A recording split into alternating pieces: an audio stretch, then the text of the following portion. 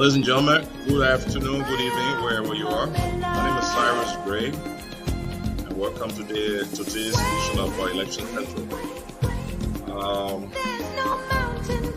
I tell you what, as we begin the pre-show, I'd just like to inform you that my co-host Faso is caught up in the New York subway, so he's going to join us as soon as he gets yes. But we have in our studio already two of our panelists. We get Portugal, which come out of South Africa. Igor Carter. So why we bring them on and we had something.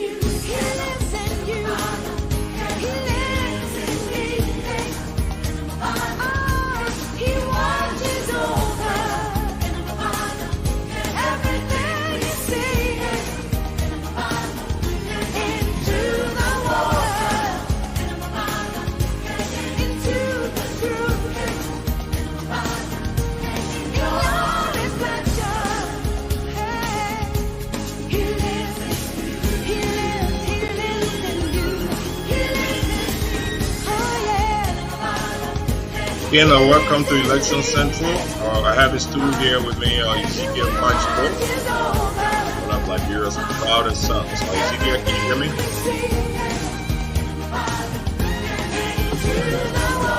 Ezekiel, can you hear me?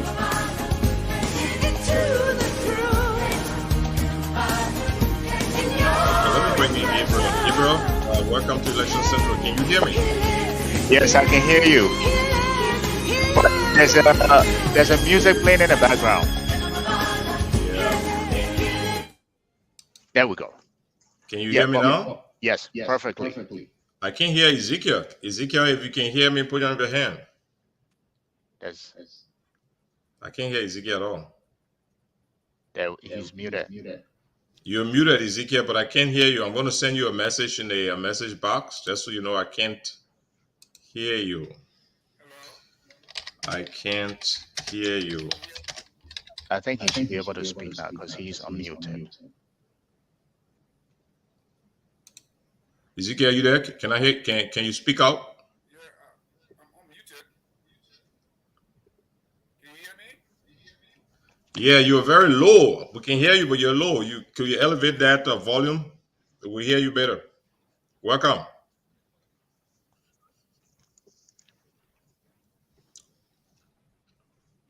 We need to work on that, right, Gabriel? Can you really hear Ezekiel? No, I think he's there's a little bit of his volume is low. Ezekiel, you need to work on that volume, my man. We need to hear your voice. We can't hear you.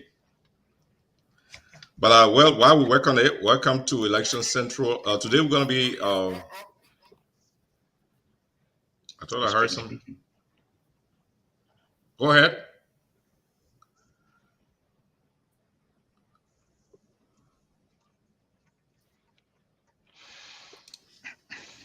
See, we need to hear you, man. Yeah, but in the meantime, Gabriel, how are you today? I am doing great. I can hear myself in the echo. I don't know why. Hold on one second. Maybe it's my end. Ezekiel, can you? I don't know what you're using for microphone. We always have this problem for South Africa. For Liberia, we'll not see. For South Africa, we see, but we can't hear. But hey, anyhow, why Ezekiel work on that let's get the ball rolling. Alfonso, our co-host, is going to be with us as soon as he can. He just informed me that he got caught up in the subway in New York. Apparently, they have a signal problem, so the Oh train boy. is at a standstill somewhere on New York City. So, if you are in the church or you're close to the Bible, pray for Pray for Alfonso him. and the rest of the Yeah. group there, so that he gets home and when he gets back, he will let us know what was happening. But today we're going to be discussing one of the phenomena that is unveiling in Africa. It's HO, but it has resurfaced in terms of the question of the wealth of the continent just opposed against the poverty of the continent, and what are some of the issues. So there is currently a major geopolitical affair that is going on in West Africa that speaks to this concern. So we'll look at all that is happening. What's happening in Niger? How did it start? Where is it right now? Who are the key players? How does it impact Africa? And then we'll bring it home to Liberia. What are the similarities with Liberia? And how can we approach things differently as we go towards the elections and the election of our new corps of leaders? So let's get back to Ezekiel in South Africa and see if we can hear him better. Zeke? Hello? He's on his phone. He Do took you off. have another platform open? Because I can hear myself echoing.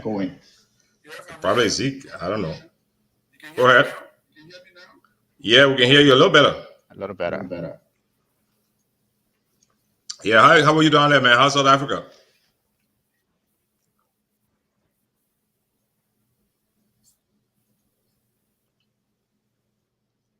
We can't hear you again. At least me. I can't hear him. You can hear him? Nope. Okay, but hey, we'll get Zeke chance to figure that stuff out, because we're not gonna let him go today until we get him to join in on this discussion. He brings a lot of value to it. If you know Ezekiel Pachibo, he's been in the vanguard of Liberian and African politics for a long time. In fact, during his youth day at the University of Liberia, he was one of a number of students who was arrested by the Dole government and sentenced to death. Oh wow. And and we're glad to have him here. I pray that you work on that. Zeke, I think you probably should use your phone. Maybe there's a problem with the computer Mac. Uh, I wish you were close by. I'll give you one computer. But anyway, while Zeke works on that, we're gonna for yeah, okay. Let's see what he There we go. Ezekiel. Yeah. You are clearer, much better. Okay. I'm gonna That the drop. iPhone, I was trying to use my laptop. Oh yeah, Yeah. you're clever. You my man. You look like a professor over there. How things up there? Yeah, I'm a shadow professor. Okay, but welcome again. Welcome to Election Central, my man. I thought by now you should be in Liberia. Yeah. Yeah, I think you have the laptop open. Maybe you can shut the laptop out so you can echo yourself. All right. Okay, let me do that. I just mute it. All right.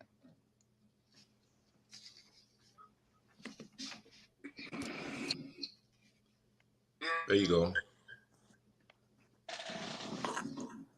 Okay, so we have with us both panelists. As I said earlier, we'll be having Alfonso join us as soon as he can. We're going to be talking a little more about the issue of the forceful removal of the Niger president Mohamed Bazoum and the related other military takeovers in the region.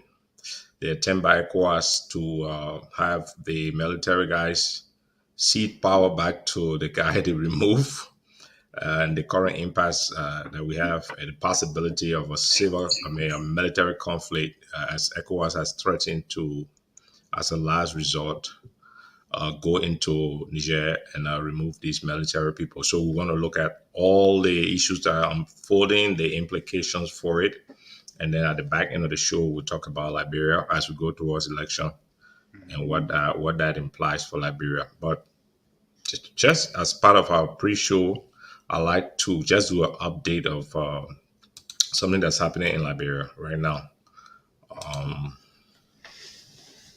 So everybody will agree that these are the big threes in the Liberian elections: the President George Weah, Vice President Joe Boakai, and Alexander Cummings of the CPP.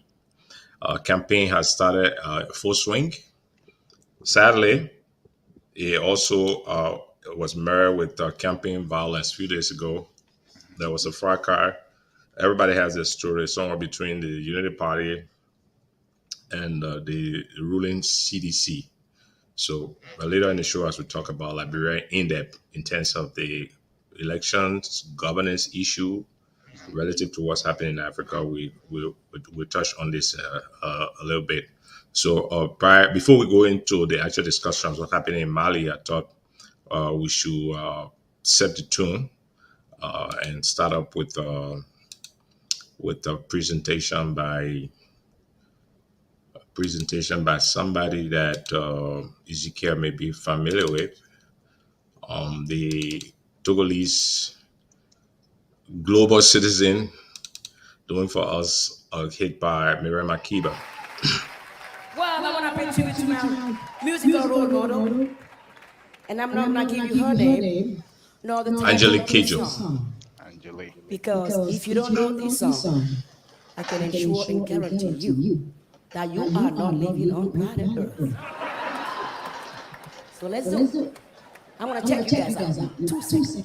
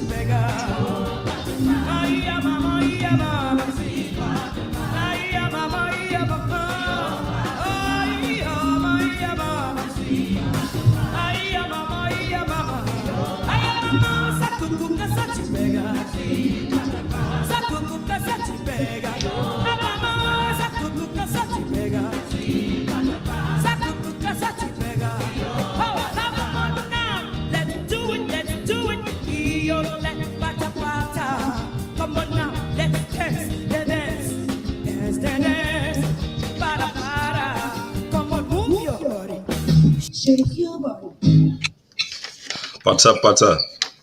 That was done by Miriam Makeba, right? Yeah, I think so. Original. Go ahead. No, I said originally. Yeah, I did see her do that at the Maimo Festival in Sweden. Miriam Makeba a couple of years ago. Okay, so let's delve into what's happening, right? A couple of weeks, 2 weeks now or so, the military in Mali effected a coup d'etat, removing a president who had been elected 2 years earlier, Mohamed Bazoum. And immediately ECOWAS got into motion and decided that the junta headed by General Abdurrahman Cheni turn over power back to the elected president. They refused to do that. In fact, in the initial communique, they threatened that if they did not do that in 7 days, the ECOWAS will move in and remove them by force. Today is 15 days now since that ultimatum, and there are mixed reactions from around the world. Inside Africa, the threat by ECOWAS to move into Niger is very unpopular for several reasons.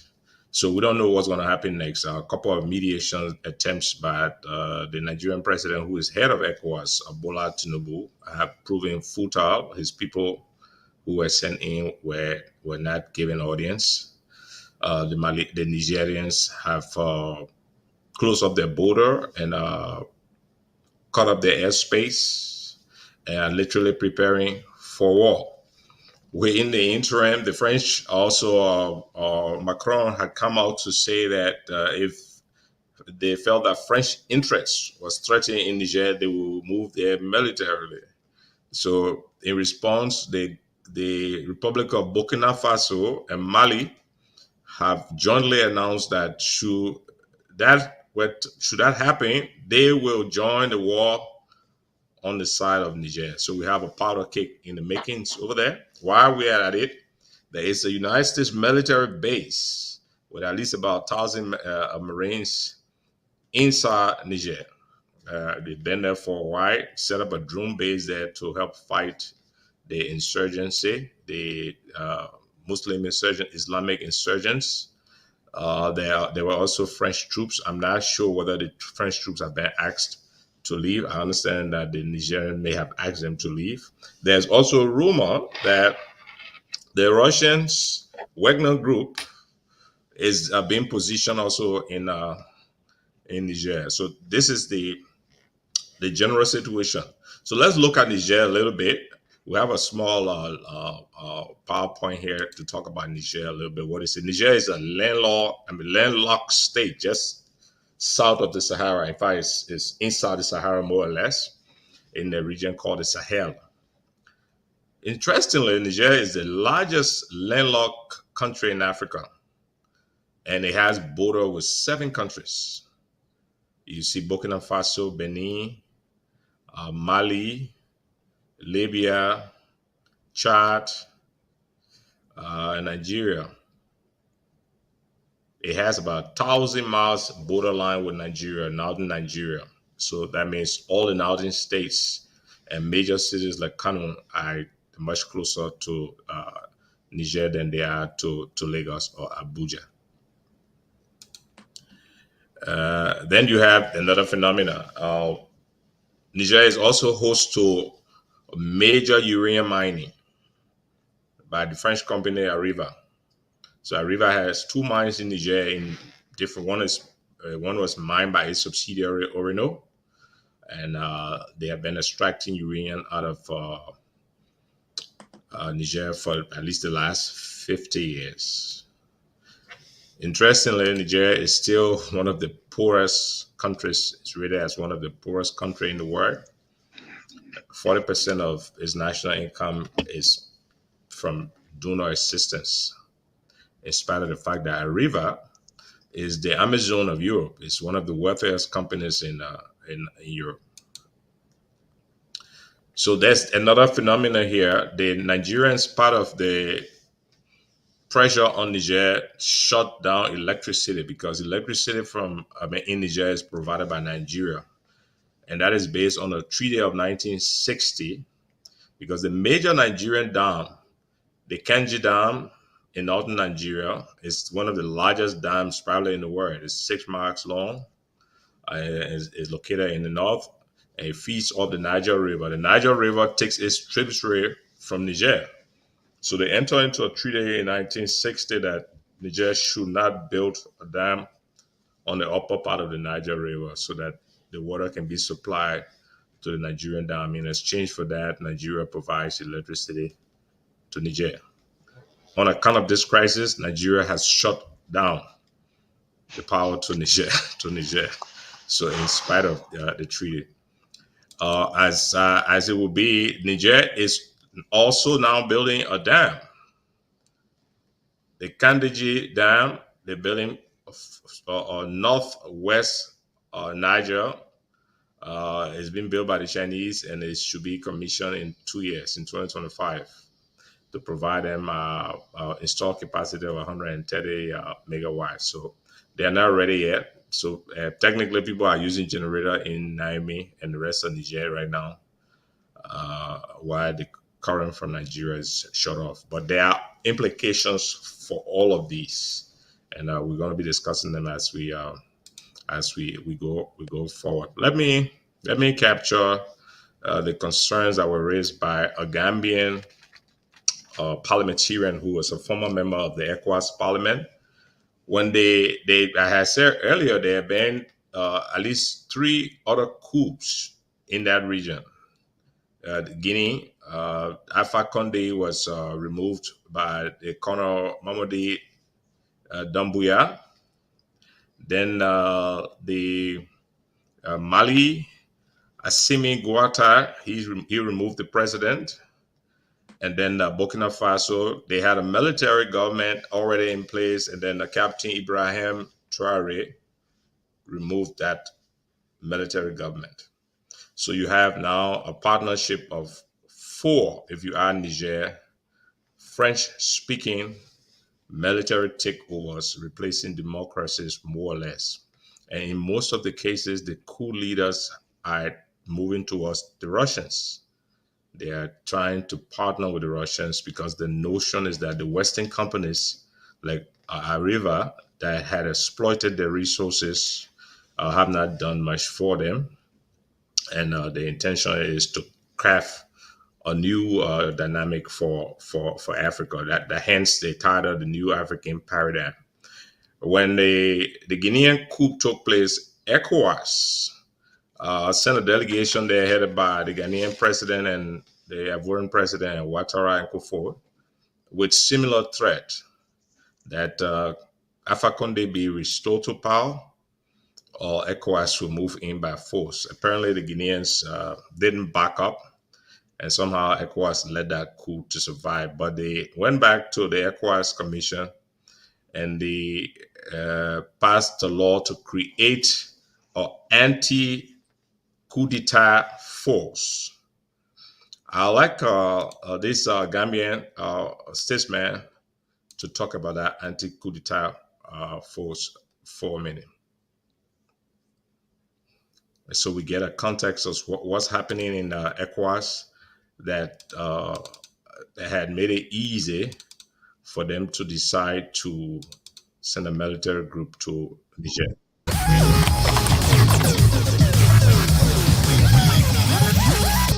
Happenings in Africa, especially West Africa.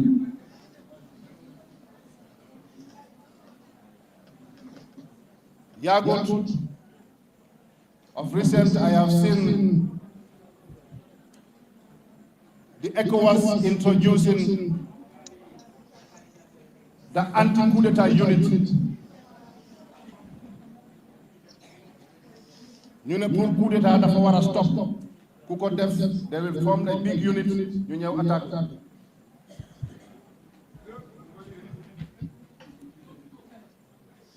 We are not in support of coup d'etat. Let me make that very clear. And I want them to hear this. We are not support or in support of coup d'etat. I was a member of the Pan-African Parliament and have advocated strongly for us to introduce a term limit to make sure that we do away with coup d'etats in Africa, especially in West Africa.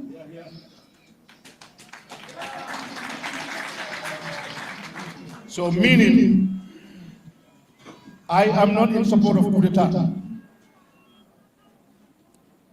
but I have a concern. Before setting up a unit or anti-coup d'etat unit in ECOWAS,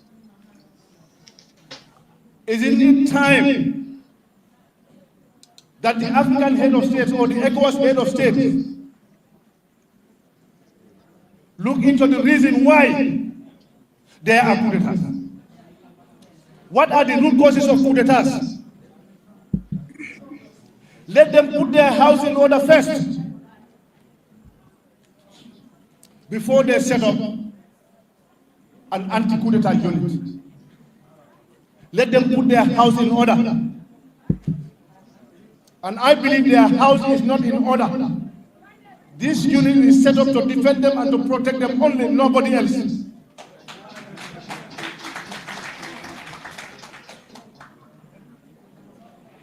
What is more coup d'etat than your national constitution gives you 2-term limit, 5 years, 2 terms.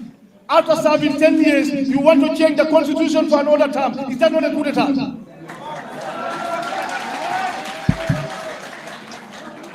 Because you feel you have the powers to do that. The soldiers have the powers to coup d'etat. That is also another coup d'etat. And they are living with them there. They are there. In the name of civilian, putting on multi-clothes, calling yourself a Democrat, when you loot all the resources of your country, mislead people, torture them, imprison them, burn their businesses to us, and you call that a democracy? Or a civilian rule and an illegally elected government? The leaders must stop lying to their electorate first. They must stop the corruption. They must stop looting our resources.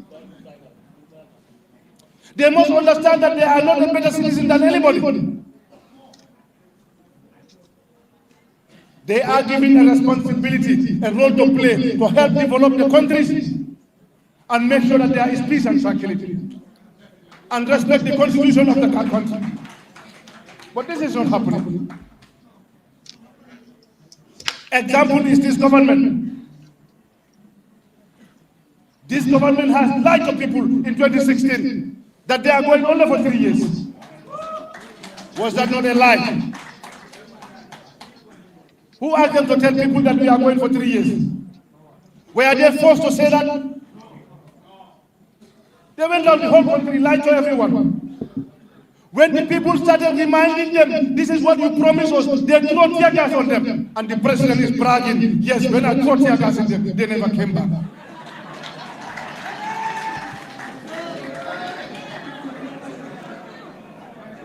Those that not angers the citizens, you throw tear gas on your people. Some of them are wounded and you stand out there and bragging that I throw them a tear gas. They never come back. That alone can anger the citizens. So let's lead this with a sequel, right? Mama Kande from the Gambia is making a case. This is long before this coup. It was after the Guinean coup, responding to ECOWAS setting up the anti-coup unit. Hey, let's open this for discussion, guys. What views do you have on it?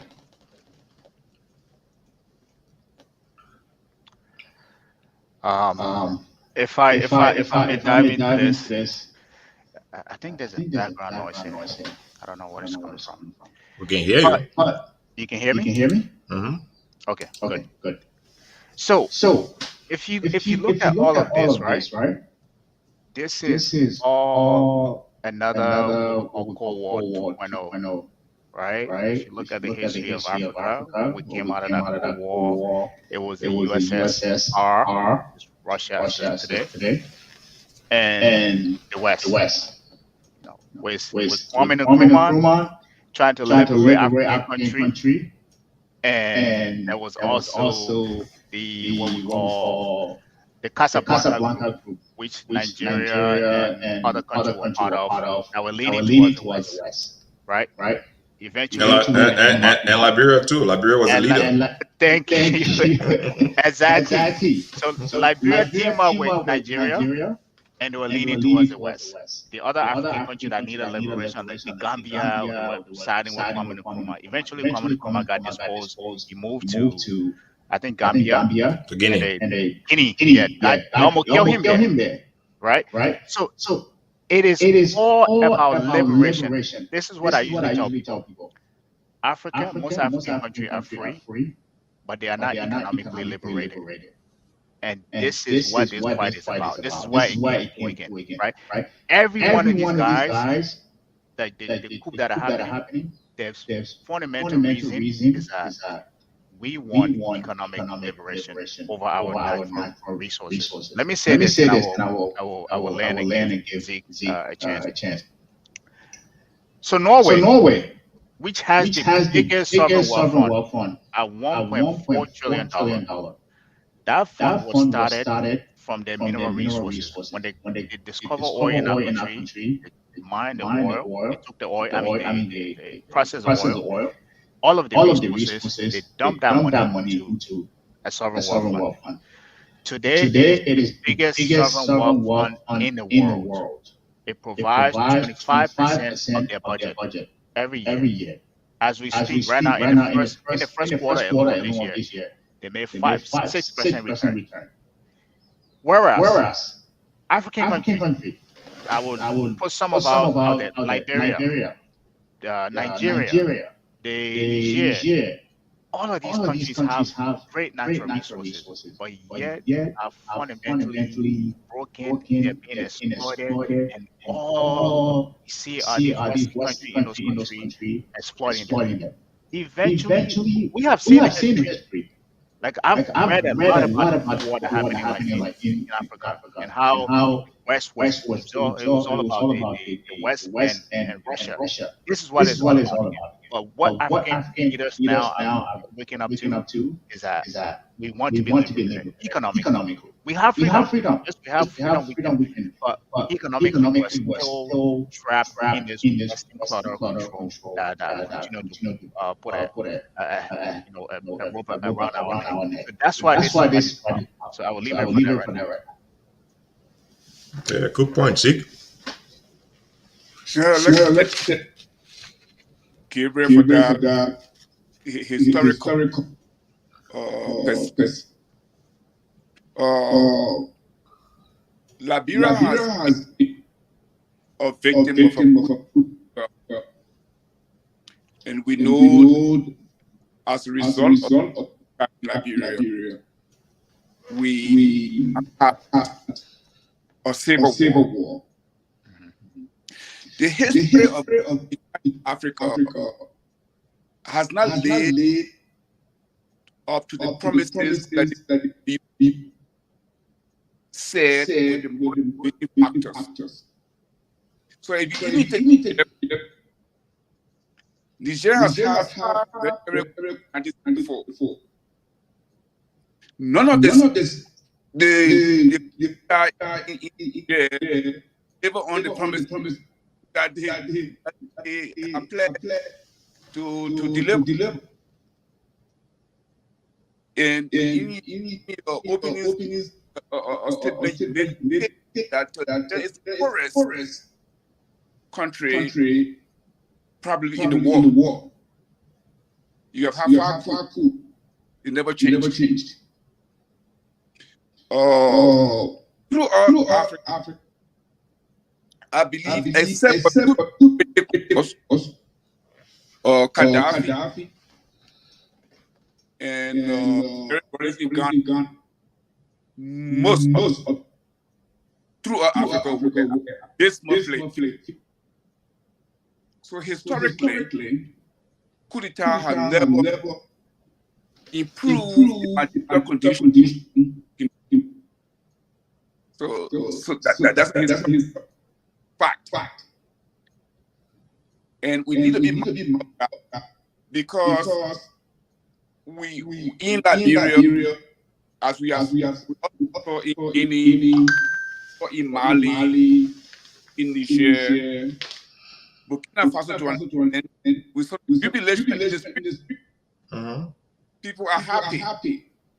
It's a new dawn. But the problems persist.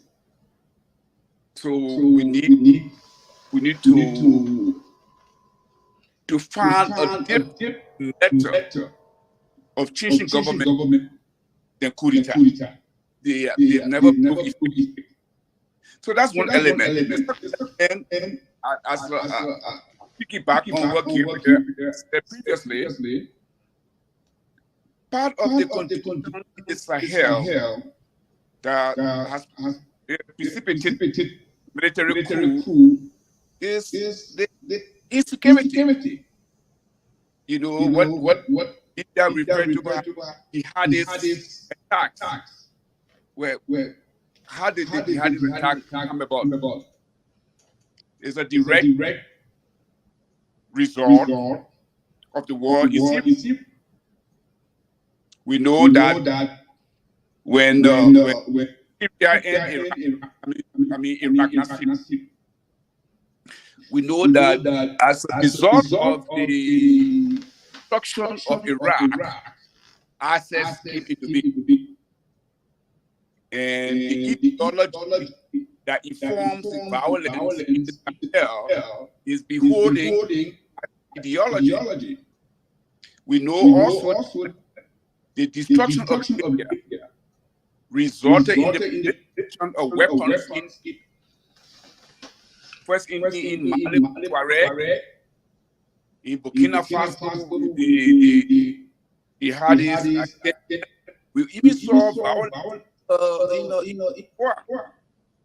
So the insecurity that is constructed as the coup is largely a function of the destruction of Iraq and destruction of Libya. So it is almost impossible that the military that is trained by the French, by the American, will deliver a better result than the democracy that is spoken. In relation to the ambient position that they spoke about, I believe in the Gambia, the ECOWAS or intervention that provided the platform for him to even have to say what he said. Had ECOWAS not been in Gambia, we would have had. Yeah, Jimmy, we're still on, right? Yeah, he was trying to. Well, he's fully election results, essentially. He went to remain. The point here is that because we have not had a successful military in Africa, like I said, for the one in Ghana, specifically Jerry Rawlings, we need to have a conversation of what is the better approach in Africa, the military. Okay, but hey, Mama Kande in the Gambia raised a point. I understand you implying that the coup d'etat is not good. I think everybody agree with that. But he was saying that the coup d'etat most times are facilitated by entrenching governments. For example, Alassane Ouattara in the Ivory Coast, who served his 2 term and changed the constitution so he have a 3rd term. Same thing happened with Alpha Conde in Guinea. We see it also happening with Paul Kagame in Rwanda. I see because of the developments in Rwanda, so there's not much criticism of that. But doesn't that give the fertile ground for people to forcefully remove leaders who, in fact, according to Mama Kande, are carrying on political coup d'etat by remaining in office outside the constitutional term? Yeah, I think it has a legitimate reason for a coup to happen, and this probably would take us back to, I think he mentioned something about ECOWAS. These are the circumstances where we expected them to step in. Correct. Right? Where you see somebody changing the constitution, not just once, twice, in different country, as the governing body of the region, we expected them to exert some kind of not force, but remediation to remediate the issue as to why that constitution was being changed. But it happened. They remained quiet. They never said a thing. It happened in other countries. And now the fact that a coup, maybe 2 or 3, just happened in the region in a matter of less than 5 years, and now they're coming to say they want to assert force. So it's kind of a little bit hypocritical. If you want to, I always like to say this thing, and I usually put it in the context of the U.S. The way we behave to the rest of the world. If you want to assume the role of the big brother, you have to do it fairly across the board. You can't be lenient to one person and be stringent to another person. So in that case where there was constitutional violation, that's what it was. And they've seen it not just several times. They're supposed to step in because they know if you allow that to happen, other countries in the region are seeing that they will follow through on that. So that sets the precedent because they remain quiet. That set the precedent for the other ones to happen in the region. That's what led to it. But for me, what I like to put this context in this of this school is all economic power, all economic collaboration. You cannot have that kind of resources that Niger has, that this other country have. Before we started the show, you said something very important. 40% of Niger budget it's donor funded. Yet they have uranium in our country. One of the biggest corporations is right in their mining it. But they are not benefiting from it. Do you see how that will act? You can only live in a glass house for a long time and you have destitute poverty around you.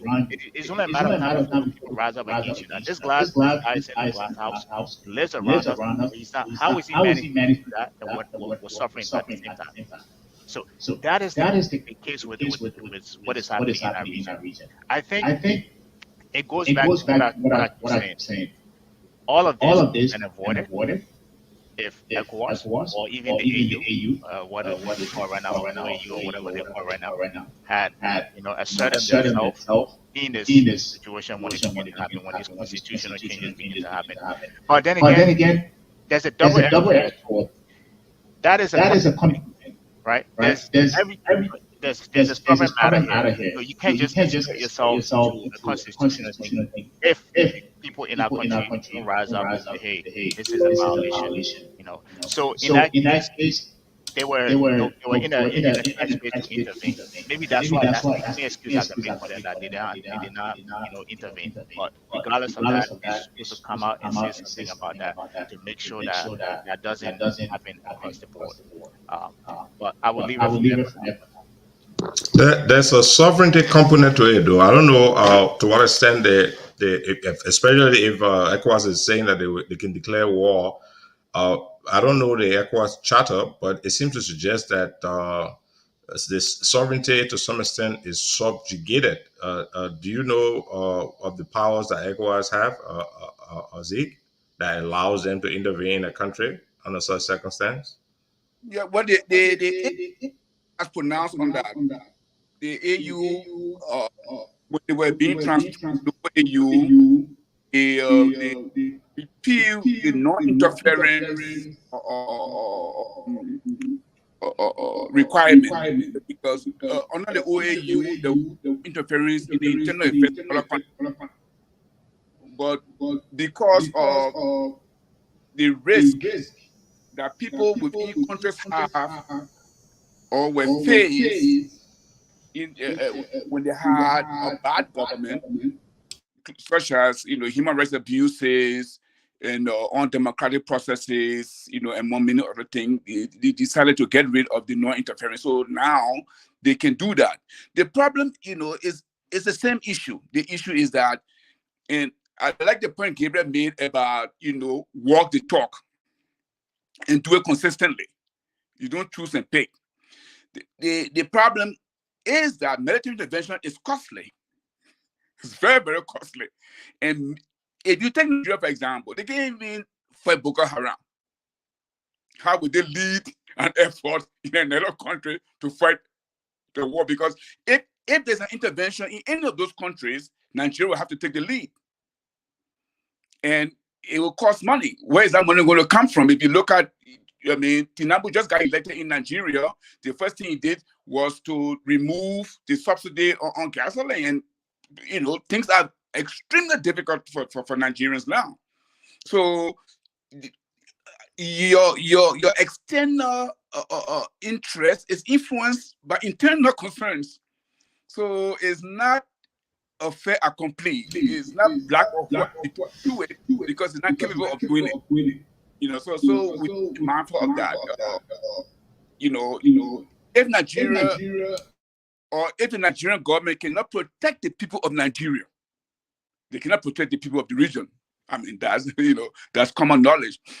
For example, if you took farming in Nigeria, for example, right now, a lot of farmers cannot farm because of security risk, especially in the north, in the Kaduna area. There are continuous almost like warfare going on there. So a lot of farmers cannot even farm.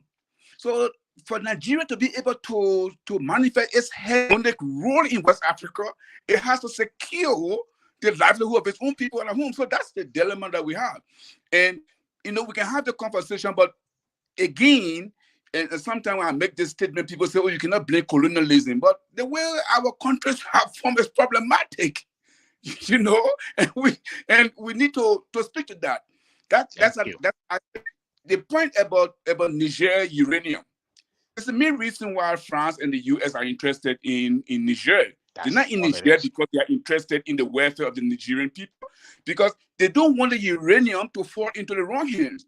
Because if uranium is a precursor to nuclear facilities. In fact, 75% of the uranium used to produce nuclear energy in France is supplied by Niger, where the majority of Nigerians are in darkness. So that's the problem that we have, and we need to understand these cleavages so that we can unpack them and then really speak to what is the actual way forward for Africa. Second, the dependency on the former colonial master is not the way, but I don't think military has been able to solve this problem either, because you remember now the military is part and parcel of the ruling elite. They're not different from the people who run the countries. They are the same group of people. Yeah. So when the elite have the internal conflict, the people will march, but the people are marching blindly. Yeah. We know that in Liberia for a fact. So that is what I want the conversation to be nuanced, that as far as democracy is concerned, it has not delivered the goods, but neither has the military. So maybe we need to find a third way. I don't know. Yeah. And I would say this quickly. I want to say this quickly. And this is why sometimes I think I always like to make this statement: just because you are at the head of the table doesn't mean you should lead. Just because you know how to ball your fist doesn't mean you know how to fight to punch, right? And Nigeria is supposed to be the superpower of supposedly Africa, right? And you have a treaty with a country. Just because there's conflict in that country, you violated the treaty by shutting out the supply. Do you know how important the country is already poor? You shut out the light to the country. I expected the ECOWAS or even AU to intervene in that. You don't violate a treaty just because there's a war in a country. That's some of the important. Those are some of the things we need to be talking about here. But if you look at it, you look deep down into this thing, it's influence, all influence. Nigeria has always leaned to the West, and they feel that if we are able to shut down that, maybe it will force their hand for them to be able to force some kind of negotiation. But first, that is if I were the president of Niger, I would go back to that treaty and see if that's got to be a violation of the agreement of that treaty, and bring some kind of legal action against Nigeria. We have to form some kind of unity within that region. Look at the northern part of the continent. I'm not saying that they're void of conflict, but there's some level of structure and economic growth in those regions. That if you look at the advanced country in Africa, most of them are in the West, right? Most of them are in the North. But when it comes to the western part of the country, was separated. And what Nigeria just did by shutting out, I agree with them in terms of how they assert themselves in military intervention. I have great Nigerian friend. I like how they were able to support us in our war when we're fighting, even though they were supported by, the not the ECOWAS, but the UN, right? If you're going to, if you're going to do that, do it from, at least from a fair standpoint. You have a treaty with a country that is in war, the country that is fighting for its economic liberation. There has no uranium, it's being exploited, and they're fighting, at a Western force. Technically, that's why they're fighting. But instead of you standing with them to say, hey, I will support you, but we want to find some kind of diplomatic, solution to what is happening, you cut their light off, and they're currently in darkness, in addition to the other challenges that is going on in our country. So, listen, Nigeria should be held accountable for what they're doing for violating that treaty as well. I don't know the extent of the clauses within that treaty, what constitute for them to go back on the agreement on that treaty. But if I were the president in Niger, I will go back to that and make sure I bring some legal case against Nigeria for shutting out the light in Niger as well. Good point there, Gabriel. Let's get some context about the actual mining in Niger by Arriva and her subsidiary Oregon. One of the mines have closed. I got a clip on the actual area and the impact on the people in the region, so we get a context on what sentiments are there in terms of how the people think about the foreign companies that are there. This is a documentary done by a group called ARTE TV. It's called The Ghost of Uranium.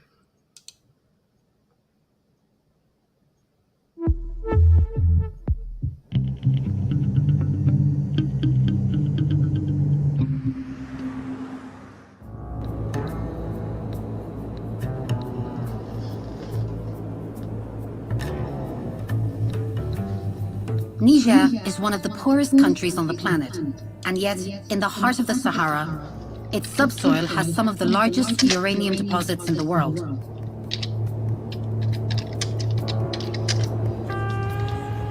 Since their discovery in the 1960s, the French company Orano, which for a long time was called Arriva, has been operating 2 huge mines. It extracts this yellow powder, the fuel used in nuclear power plants.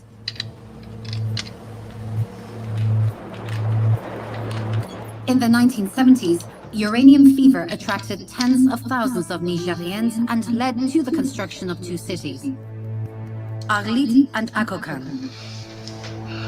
Each one is attached to a mine. The Somer mine, half the size of Paris, is still in operation. The Cominac mine closed in 2021, once the uranium deposits were exhausted.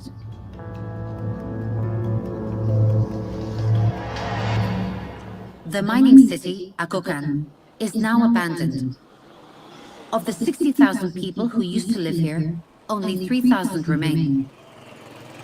Once the mirages of uranium and its promise of a better future have faded, the people of Akokan and Arlit are to discover the consequences of 50 years of uranium mining in their region. The environment has been contaminated, and the traditional way of life of the Tuareg people has been changed forever.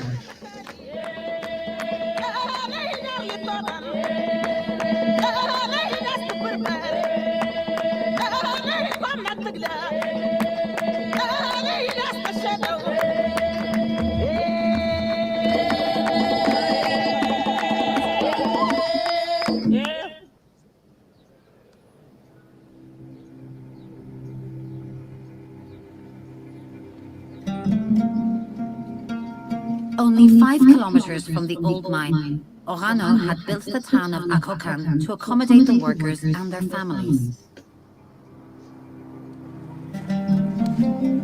Yaru Munkaila had come from Dosso, a region more than 1,000 kilometers away in southern Niger, in the hope of a better life. He worked in the Cominac uranium processing plant for 9 years, before being dismissed in 2021.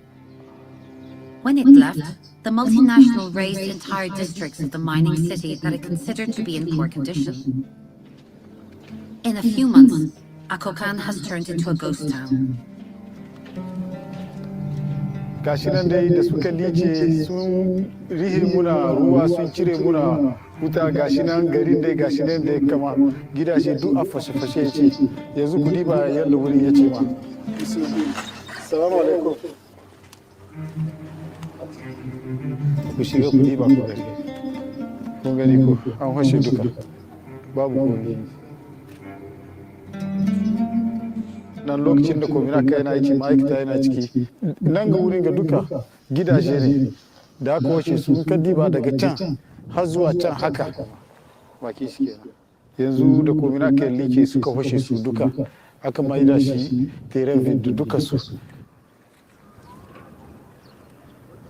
At the time of closure, Orano claims to have compensated 700 miners out of the 1,400 workers on the site, according to their seniority.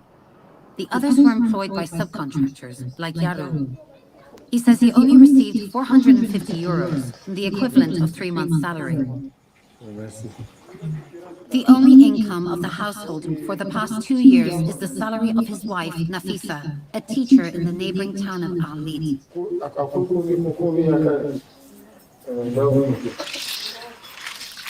Allah ya kawo kuɗi kwamsa sai biya faktir na ruwa da wanga an kaye gare fa sai samu abinci tun da azumi yana zuwa. To kama shi shi da bude shi to zama.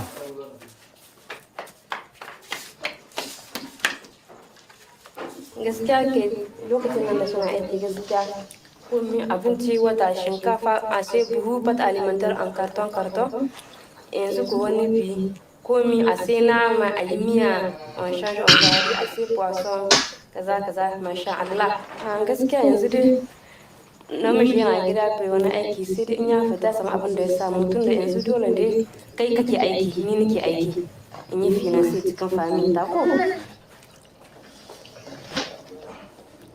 wallahi ba su samu muna aiki su da alkawarin da suka yi abun alkawarin da suka yi suka ce za su samu muna aiki.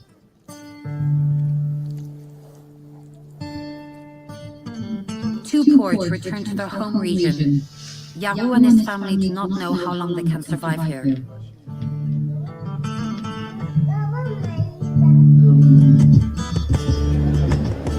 To respond to the criticisms directed at it, Orano invited a handful of journalists to a press trip. The multinational claims to have invested 6 million euros in the retraining of former workers. The communications department takes us a few kilometers to Akokan to present what the company considers to be the future project of the region.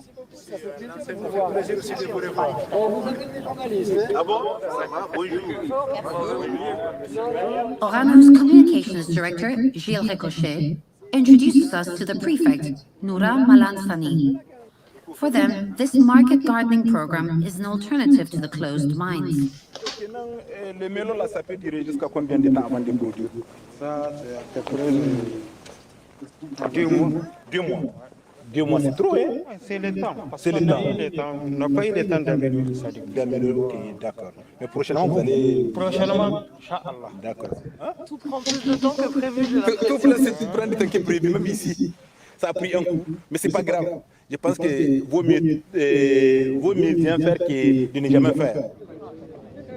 Although the mine closed more than 2 years ago, these melon fields were planted 3 weeks before our visit and employ about 20 people. Orano has financed wells to pump water from the water table. Il y avait eu beaucoup de retard. La population a voulu avoir ça tôt, mais ce retard est dû juste pour bien avoir un bon projet, pour que ça soit durable. Ce n'est pas un mauvais retard, c'est un retard vraiment stratégique. Et je suis sûr que les gens, beaucoup de gens qui ont perdu leur travail là-bas vont se voir reconvertis dans le domaine maraîcher, et ça serait une bonne chose. Les gens qui ont perdu leur emploi, il y en a beaucoup qui sont à la retraite. Il y en a qui sont en auto-entrepreneuriat, qui ont été même aidés par Cominac. On s'était engagé dans la fermeture à avoir 90% de personnes qui aient une proposition validée, actée de nouvel emploi. Et on est aujourd'hui à 87%. This figure put forward by Orano is impossible to verify. In Akokan, former employees of the multinational and its subcontractors describe a very different reality. Yagu Munkaila and his former colleagues kill time in what is known here as the Fada, a place where men meet to drink. All of them say they've been unemployed since the closure of the mine. Fada, c'est comme on n'a rien à faire, quoi. C'est pour cela qu'on vient ici, pour le chômage technique, quoi. On ne fait rien, on cause, on mange après, on part à la maison pour dormir. Il ne faut pas qu'il vous mente là-dessus. Il n'y a aucune reconversion. C'est des projets, on a rempli des papiers, on a rempli tout. Mais il n'y a rien, il n'y a aucun qui a été reconverti. Some have indeed received training, but in their view, it is far too brief. Moi, j'ai bénéficié d'une formation de 3 jours en informatique. C'est ça, la reconversion que moi j'ai bénéficié à Cominac. Vous convenez avec moi qu'avec une formation de 3 jours en informatique, comment est-ce que je peux gagner du boulot avec cette formation? C'est difficile. L'Iranien apporte beaucoup d'argent pour l'Iranien. Nous, les travailleurs, on travaille, qu'est-ce qu'on gagne? For these men who have worked. Technical unemployment, you heard the guy. So this is not unique to Niger. We could say the same for Liberia. If you go to Bum Mines, you go to Yekipa, you go to Bumming Hills. Well, except that Bumming Hills are here. The Western Cluster, El Anito is back and hauling the iron ore by truck from Bumming Hills to the Freeport of Monrovia. I don't know whether they completed carrying that top ore yet, but the very way we organize how we deal with our raw material is a problem. Thank you. There's no sustainability. Yeah. I mean, these guys, Orano has been mining that uranium for 50 years. Yeah. After 50 years, they plant watermelon or something.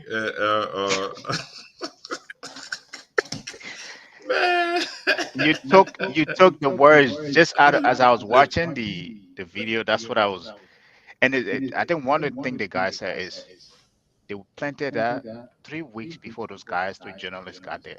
3 weeks, and those guys been unemployed for so long. 60,000 people in America here. Over 40,000 people. That's considered a city. 60,000 people in a place, and they mine closed. They just reduced down to only 3,000 people. And the guys just walk away. Yeah, an entire city gone. Right.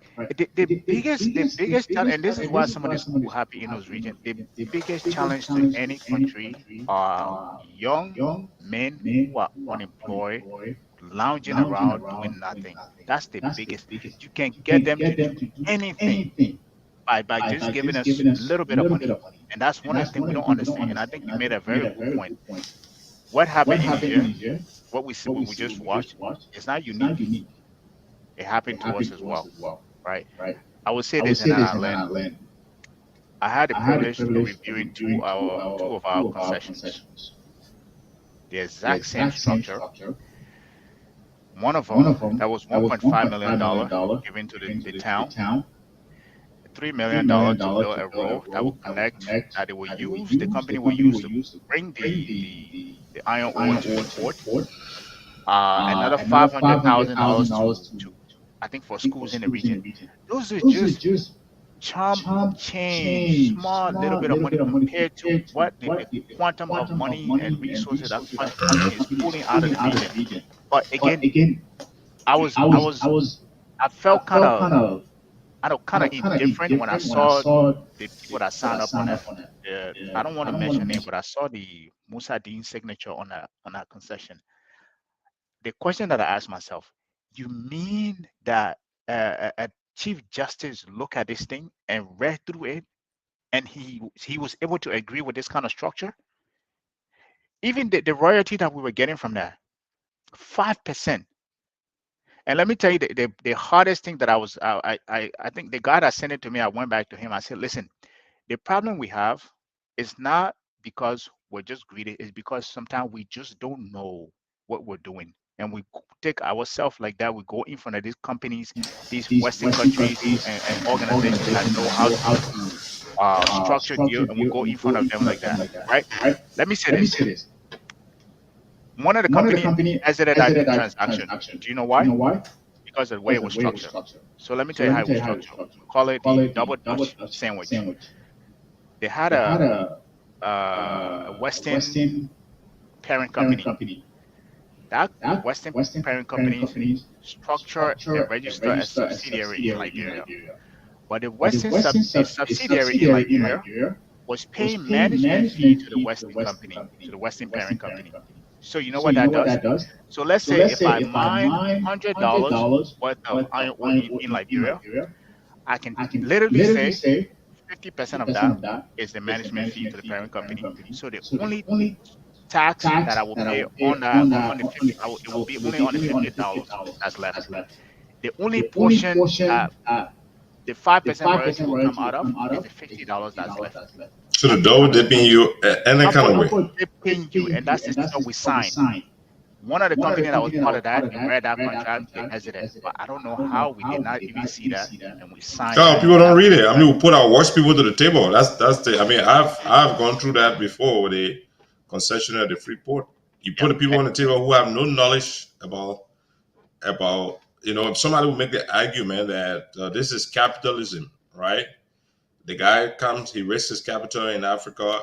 If you don't know what you're doing, well, good for you.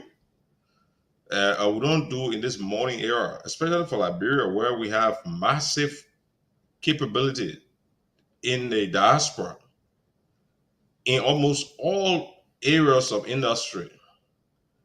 We don't even tap into it.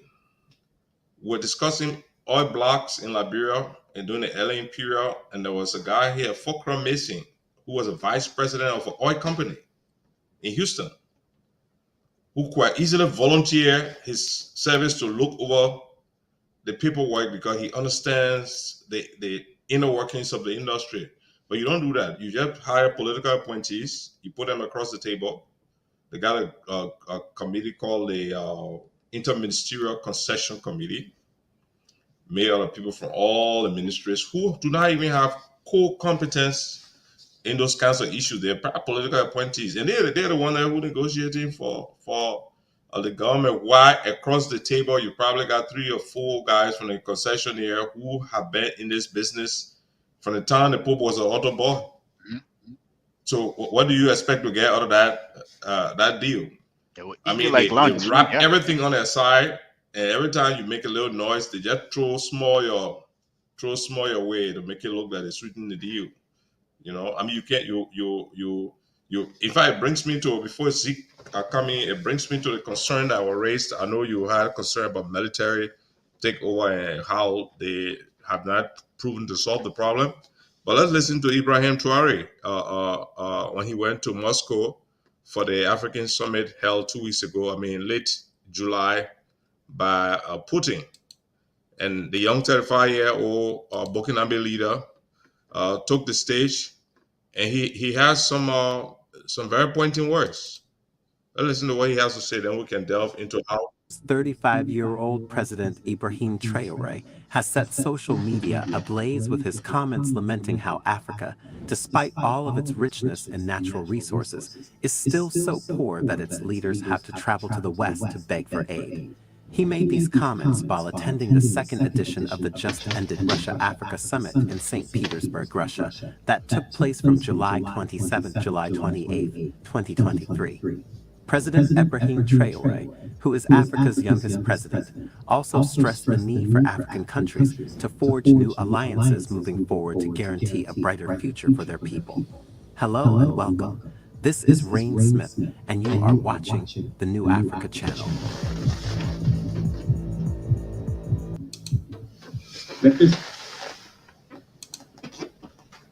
Se posent sont les suivantes, si je peux me résumer, c'est de ne pas comprendre comment l'Afrique, avec tant de richesses sur notre sol, avec une nature généreuse, de l'eau, du soleil en abondance, l'Afrique est aujourd'hui le continent le plus pauvre.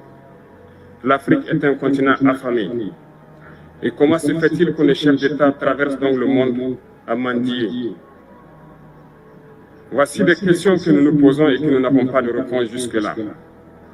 Nous avons l'occasion de tisser de nouvelles relations. Et j'espère que ces relations puissent être les meilleures pour donner un meilleur avenir à nos peuples. Said to have been a shy but intelligent boy in school, Burkina Faso's Captain Ibrahim Traoré is one of the most recent military commanders to capture power in a coup in one of France's former colonies in West Africa. But Traoré makes the point, Azik. Yeah, Thomas Sankara made a long time ago. No, they kill him. The Burkina Faso land the dignified people. We've been down this road before. What happened to him? We know that, what do you call it, man? Ouattara? I believe there was overthrew, assassinated. Sankara was saying that. Blaise Compaoré, his own foster brother. Yeah. Well, I'm interested in the foster brother. He was his number 2 man. You know, but Sankara wasn't the kind of person the West wanted.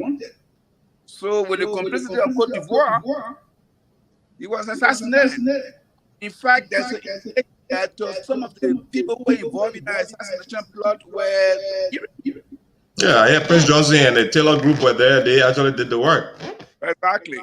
And that's the problem. Just like you said at the beginning of this program, those African leaders who were working to the material conditions were gotten rid of. In Panja Ato and Krumah. We had Patrice Lumumba in DR Congo. Look at DR Congo today. Okay, there's every single resource you can think about is in DR Congo, including cobalt, titanium, and all the stuff we're using our cell phone. But look at the condition of the DR Congo. So, indeed, the point is there are capable people in Africa who have the interests of African people at heart. But the cross interference is preventing Africa from moving forward. I mean, that look at Libya. You know, there was no poverty in Libya under Gaddafi. I think he was mercurial, but in Libya, people, you know, are doing very well. Look at Libya today. It's a basket case. During the overthrow of Gaddafi, they were raining guns. There were French troops in the country that were sending weapons down from the helicopters to people to take up arms. They didn't care who had the arms. And now we have to deal with the consequences today. Niger, Mali, Burkina Faso, they are all the recipient of the level of weapons that are proliferated to get rid of Libya. Which again, like I said previously, is the outcome of the Iraqi war. They went to Iraq because of weapon mass destruction. None was found. So so these are the issues that we need to be concerned with, and I think it's important. And the other issue here also as well, I know that Gabriel said he doesn't think it's greed alone, but there's something called willful ignorance. willful ignorance. You can choose not to know. we are in a period where there's information overload. So if you want to know, you will know. But if you don't want to know, you could care less. So that's that one. The Chinese also have a saying. They say, if you fail to plan, you plan to fail. So those are the same thing. You know, our people, if you took the concession agreements that were signed under Salif, most of them did not even reach Liberia constitutional requirements. And that the order was done, the information was out there. Everybody who wanted to know it could avail themselves to those reports, but nobody cared. It's work for ignorance. At that time, I worked for the Liberian Law Society. We issued precedent after precedent calling attention to the audit of the concession agreement. But nobody really cares. It's work for ignorance. We don't want to know. They say, don't burden me with the facts. That's what they say. You know, don't burden me with the facts. You know, the other issue here also has to do with, you know, you're talking about the Western cluster issue. In this period, who doesn't know about value addition? You cannot create jobs without industrialization. Thank you. Yep. We are still shipping rubber, unprocessed rubber. Then they say Jetty is just completing some kind of factory there to add value to our rubber. 2023. So, and when you talk about value addition, when you look, let's go back. I think, Cyrus, you were in Liberia.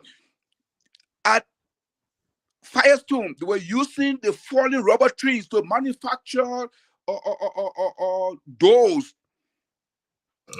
Furniture, the rubber wood. Mm-hmm. Yes, and those things were well done. What happened? It collapsed. Why? Because they wanted us to import stuff from Arab countries. When they have desert. We are importing orange juice from Lebanon. We are talking about rainforest. You know, we are importing fish into Liberia. We had 350 miles of coastal land. 70,000 nautical miles. Yes. So it's willful ignorance combined with greed. But even the greed, is not the kind of greed that you talk about on Wall Street. It's like everyone said, pecuniary, small thing. You pay house and you swimming pool on the second floor. And you already, but when you drive your hammer, $100,000 you get on Port Hole Road in Liberia, they say the roads are not car worthy. It's not the car is not road worthy, but the road are not car worthy. But you can put a $50,000 car on the road, and you think you my wife can say you think you shit ice cream. That's our fundamental problem. Our fundamental problem is that we don't love ourselves sufficiently to recognize that by investing in our people, they put more people will rise to the top. Yeah. Investment in our people. The legacy is there in Africa. The two presidents in Africa that invested in the people, Ghana and Tanzania. Yeah. Today they have some of the best educated people globally and nationally. So you have to invest in your people. You know, the picture you showed there about the violence, who are in the streets, like Gabriel said, young people. You know, in Sunday school, they told us, they say, an idle mind is the devil's workshop. Yep. You know, now they're calling them Zokos. What is that? These are unemployed people. And some of them are unemployable. Yeah. Because when you are we're in Liberia, I know I saw you there. I used to have people come to work for me. They couldn't even string a simple sentence. And they're college graduates. So we're not investing in our people. And that's a fundamental part. We need to invest in our people. We need to add value on our resources. The Western cluster people, one of the things you're talking about, I know you say it casually, the environmental impact about trucking iron ore through places where people live through residential communities. Yeah. You know, where people have their drinking water sources and all there. Yeah. You're moving fine iron particles, you know? Yeah. I got friends from the States that visit Liberia, and then some of them die, and they say, oh, the people, pressing people. No, sometimes it's the shock of the system. Just the air you breathe can shock your body. You can die just from the air. It's so contaminated. Everybody running generators. The carbon monoxide fume in the air is toxic. You know, smell your nose and pass. Just the air condition alone can shock your system, and your system cannot withstand that kind of shock. I remember I was out of Liberia for about 15 years. When I went back, I thought I would stay the same person I was. You know, went to the funeral for somebody, said they will do that during the marriage, they give you the cola without something. I had not eaten cola for about 15 years. When I bit that cola, my heart palpitation, is that the word? Yeah. Was beating faster than usual. It's a shock. So these things have health implications for our people too. You know, and sometimes that's why we're making some of these things. So you're a troublemaker, you this and that, you know, but we have decent people in that country, and like you said, Cyrus, people overseas who have that country, but they are not given the opportunity to improve the conditions of the people. Yeah. So maybe there's a question I want to ask then. So there's always been this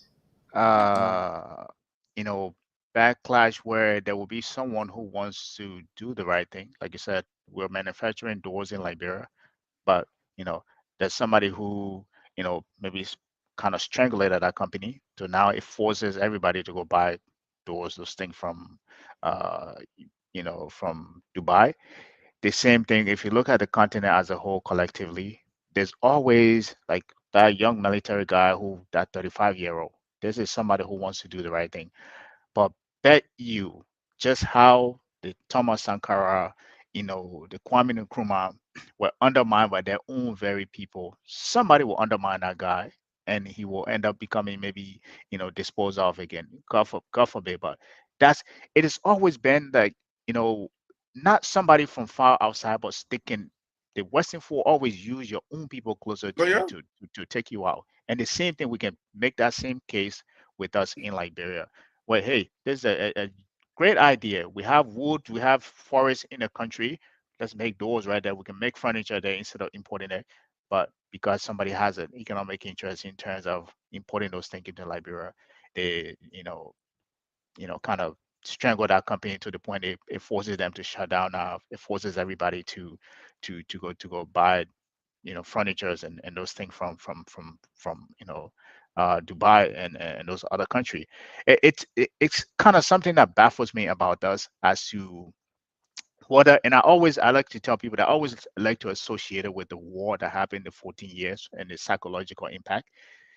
Imagine, let's say somebody like myself getting up every day since the 90s, right? I get up every day. The only thing I think about, hey, what's Gabriel going to eat today? That's all I think about. I care less what Cyrus want to eat. I care less what Ezekiel want to eat. All I care about today, what I'm going to eat, how I'm going to find it, right? Do that for good 14 years, psychologically programmed, right? In your head to the point you become so self-interest, you care less about the other man. All of a sudden, war is over. We're now thinking, oh, Gabriel is going to be, Gabriel, if we put Gabriel in power, he's going to insane position. He would think about the people around him. He would think about the other people around. No, I will not, because I have been so programmed to thinking about myself every day for good 14 years. It would probably take another maybe 10, 5 or so of me consciously becoming aware of that, hey, this is not all about me anymore.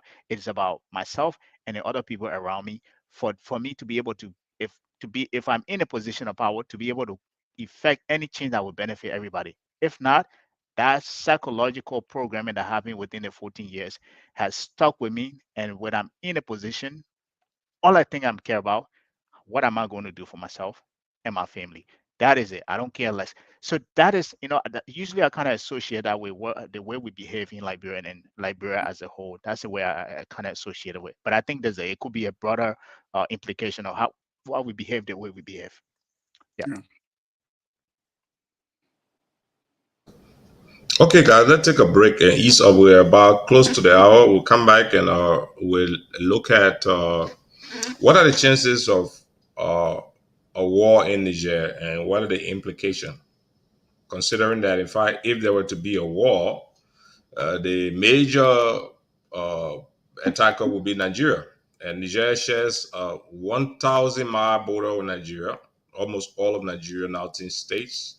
And the people of Niger and the people of that region they have tribal attachments, cultural, family attachments. There are some who are claiming that should Nigeria attack Niger, it will almost be tantamount to Nigeria attacking Nigeria. So let's come back and then we can look at that a little bit. I wanted us to get back to Angelique Kidjo and do this her famous song she's always done called Mama Africa. Let's see if we have it here. Mama Africa. Angelique Kidjo. Vous êtes là? Nous avons besoin des uns et des autres. Aujourd'hui plus que jamais. C'est une chanson qui célèbre notre diversité humaine, notre diversité de genre et tout ce qui s'ensuit, mais en même temps dans cette même et unique famille humaine que nous sommes tous. Et pour cette chanson, je vais inviter avec moi Ibrahim Malou.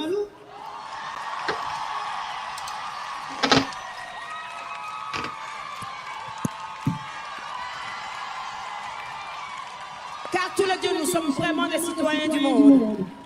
Et cette chanson, on va vous la prendre pour que vous la chantez tout du long avec nous pour participer à cette initiative fantastique que nous célébrons ce soir.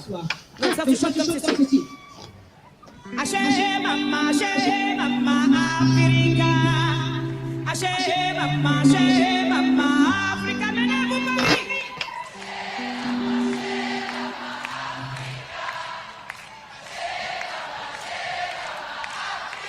Mais vous connaissez, j'ai pas besoin de dire plus. Mais faites-le plus fort quand je vous dis on est parti, d'accord? Et c'est parti.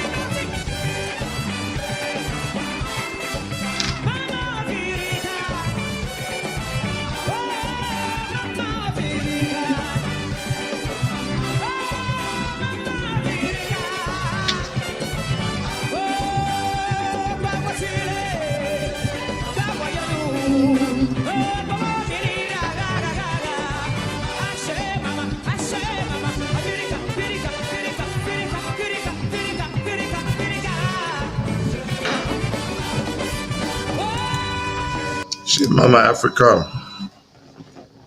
Okay, guys, welcome back. This is Election Central. We've been discussing the debacle in the Republic of Niger that has arisen after the forceful removal of President Mohamed Bazoum and the threat of war from ECOWAS to restore the democratically elected president. The question that I have on the floor to ask is, what would a war on Niger look like? Considering Niger is the largest landlocked country with borders with 7 African countries. And also Mali and Burkina Faso have publicly announced that should Niger be attacked, they will consider a declaration of war on Mali and Burkina Faso. Guys, what are the implications of that? What's the strength of the Malian and Burkinabe army? Okay, maybe I should jump in here. Well, first, let me just preface my statement by saying I'm a pacifist. I'm against all wars. I don't care who wishes. War does not solve problems. So that's my point. And I agree with what Gabriel said previously, which was that when these things happen, you need engagement. You make pronouncements, then you start walking backwards. Engagement. And it is, it's not just simply about Africa dealing with the issues as well, because if we look at the history of coups in Africa in the last couple of years, let's take, for example, the Arab Spring and what happened in Egypt. The West refused to call it a coup d'etat, and so it stood and what they call it now, Sisi is still president of Egypt. Yeah, so we had that. We had a coup in Zimbabwe. They equivocated to say it's not a coup, it's a coup, it's not a coup. But Mugabe got out. The people who overthrew him are running the country. So fast forward to Sudan. There was a coup in Sudan. There was no intervention. Today Sudan is at war. As a result of the civil war in Sudan, we have 4 million displaced people. 500,000 of them are just moving into Chad. And like you said, Chad share a border with Niger. Correct. So you understand the implications.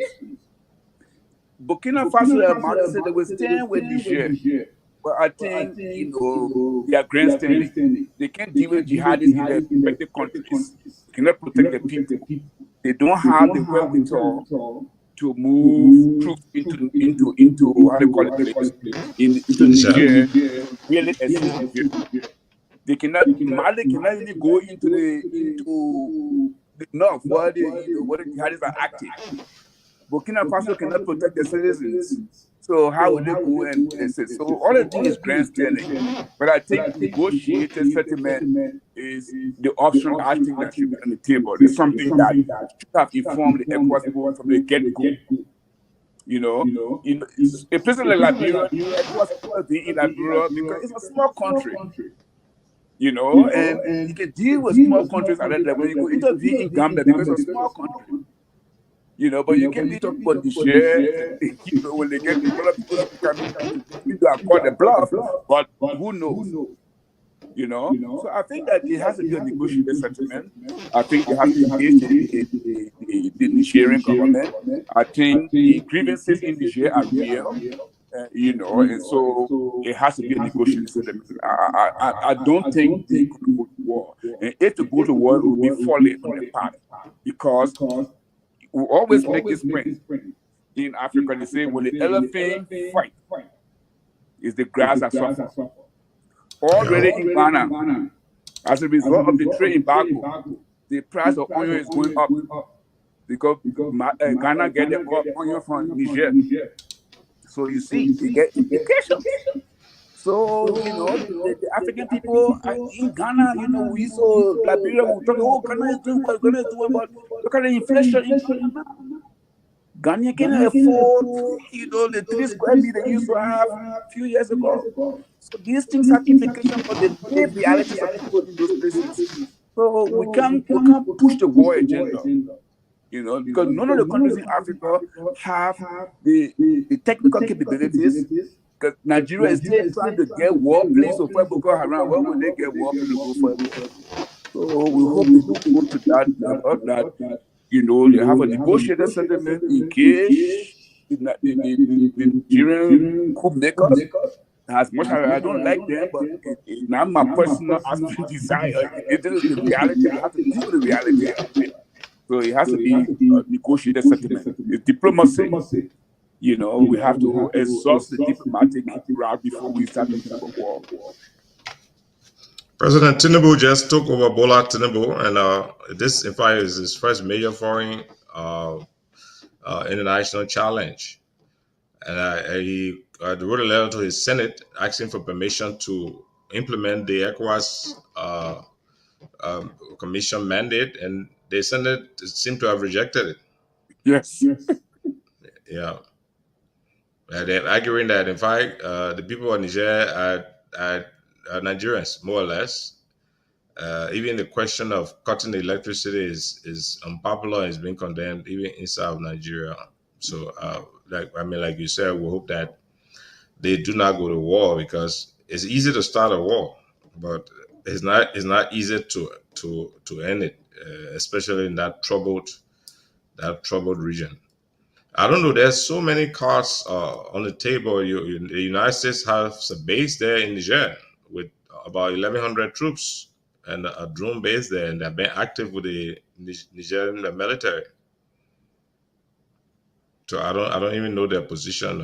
I know their state claims that the State Department sent somebody to see the coup leader, and she was not given audience. Yeah.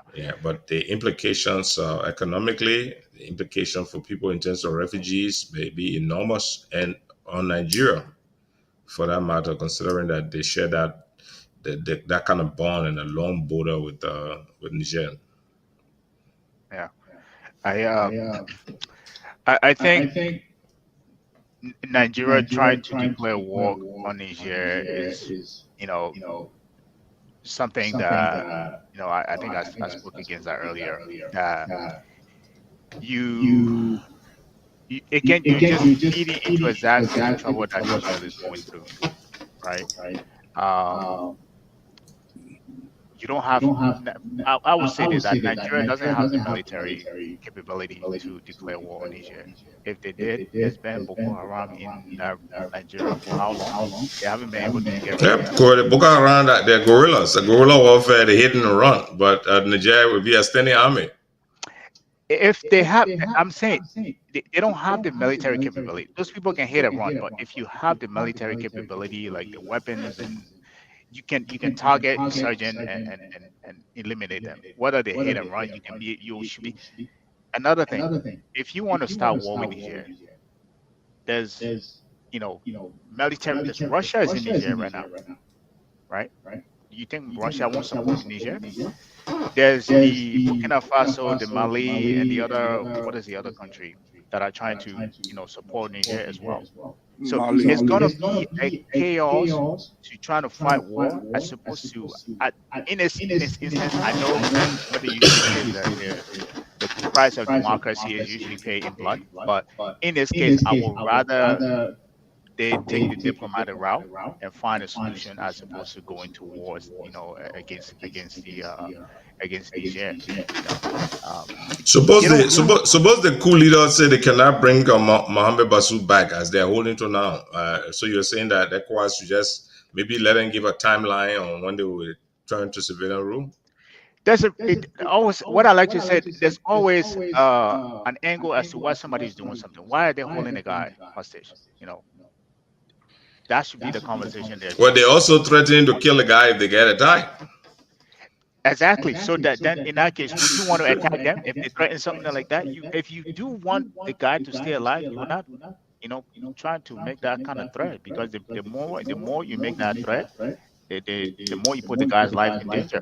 I think in this case, in as much that I don't believe that in all cases you should just take the peace route. I believe certain things you got to take what you need sometimes, even if that means, blood. In this case, I think Nigeria and Niger should take the diplomatic route, but more importantly, Nigeria should take the diplomatic route, and the same thing with ECOWAS as well. As opposed to threatening to go in there and bring military force in that, you're just going to make matter worse. So Russia is going to get involved. The United States has a military base in there.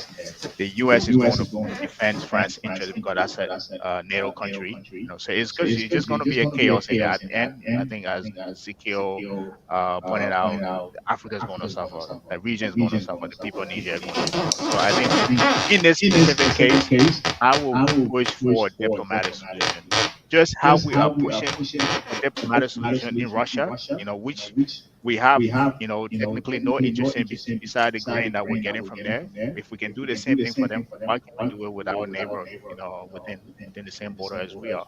So that's what I will push for. So that brings me to the question of, considering all that is happening in the region, let's look at Liberia. We are less than 3 months to elections. Already we see a case of election violence. I hope it's not. I hope it's an isolated case. But we have witnessed almost 6 years of the governance by the CDC, and how do you think personally it should impact us going to elections? I mean, I would say this for you, somebody like you, Ezekiel, who is actually a political activist and well attuned to what's happening in Liberia. What have we learned from these few years of President Weah that should inform the election we're going to? And Gabriel, I know you advocate for Mr. Cummings, as I do. This is a good opportunity to tell us why you think Cummings can answer Liberia's quest at this time. In view of all this issue with how mineral issue are dealt with, the unemployment, and all that we just talked about in Niger, that's similar to Liberia. Yeah. How is Cummings suited to do things differently? And I'm the moderator, so I will not have to answer that question. Why are you coughing out? Why are you coughing it, please? For this case, I think I keep hearing myself. Can you guys mute yourself? Yeah, let me mute myself. Right. Because I want to make it. Hopefully, I can make a strong of a case here. Maybe I can convince the audience as well, as much as same with Ezekiel as well, to why I think Cummings makes a better case. As you pointed out, I don't just want to blame this administration of the failure that they're currently having. It goes back to the previous administration as well, because I believe they had a better chance to put us on a foundational level that anybody else could have built up from and take it to another height. We can do a whole another show in terms of why that didn't happen. But that brings us to the case of this current administration. As we've seen, yes, we can make the excuses, we can give them the leniency that they had to deal with COVID, but so did every other country in the region, right? And matter of fact, around the world. After that, most countries had the opportunity to reboot the economy. I was on another show yesterday when we were talking about this. We went from having a 700 GDP per capita, right, to right now we're at 630. The economy has been failing. And how can you tell that? We've been recasting budget every year since that administration. Another good measurement that I can send people to is the MCC scorecard. During early time, they used to, pass that scorecard every year.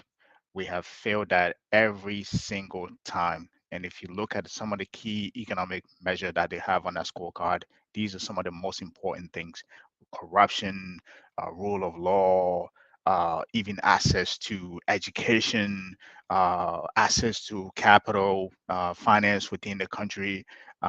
We have failed all of those miserably, right? And I like to be fair to people. And I think the only thing that this president has been able to do was to be able to take on some of the road projects that were started in the previous administration and take them to their finish line. So I want to give them credit for that.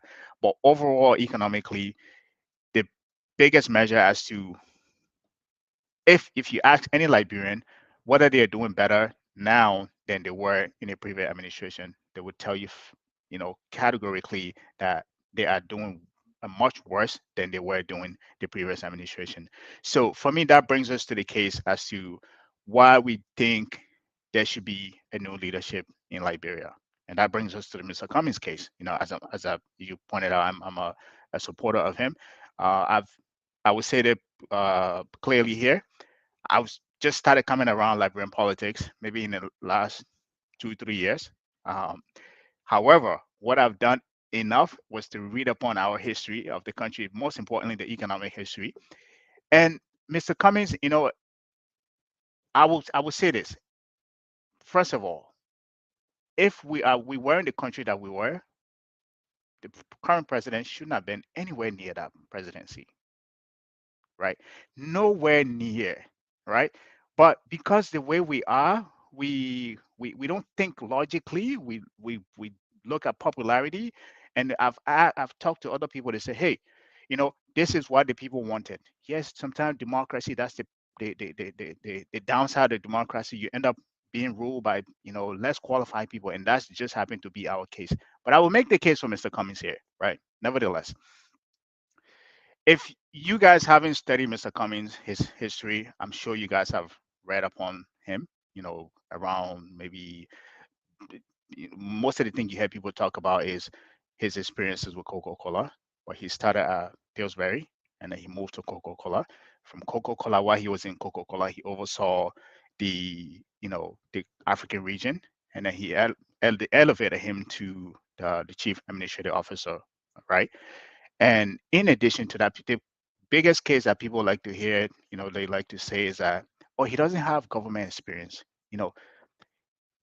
Imagine somebody running a business in Africa, not just in one country, but in different African countries. We know how complex government is. You have to navigate them. If you were able to do that successfully, navigating different political landscape in the country, Nigeria, South Africa, and all across Africa, what do you think? Don't you think that he has that same experience, working with government experience to bring to the Liberian presidency? That's one. This is somebody who went in the country in 2000. I think it was 15 or 16, right? Ran, campaign, and came third within the political the election, right? What does that tell you? It tells you this is somebody who's capable of rolling up their sleeve. He understood his experience. Hey, I haven't been in this country for so long, but what I'm going to do is that nobody's going to outwork me, right? And we have seen that level of consistency over and over. You see him in the rain, you see him on bikes, different part of the country, continually. This is a man who just went in the country. Now he is in the top three, as we currently say, the top three presidential candidate right now in the country. So that tells you about his pedigree, about his work ethics, right? That tells you about how consistent he is. And that tells you about this is somebody who has a bigger heart and a vision for the country that he wants to serve. I would say that, and I will leave us on that. I have another point to make, but I will leave it on that for now. Thank you.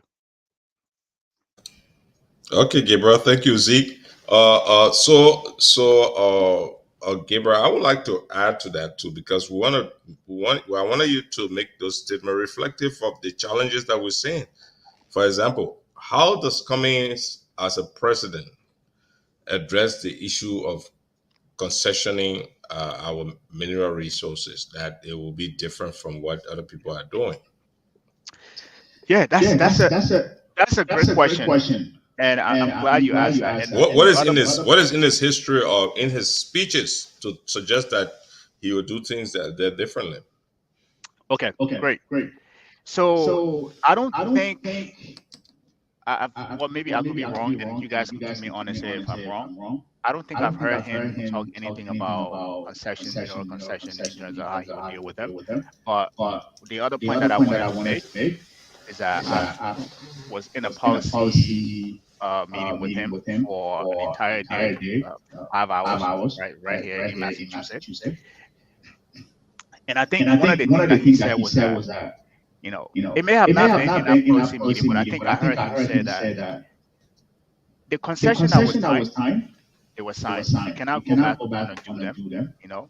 But what you're going to do moving forward is that every concession, any other concession that is signed, you'll make sure to ensure that the Liberians will benefit from it, right? Because we can make the same case, and we can go back. I like refer people to history. When Robert took over, right?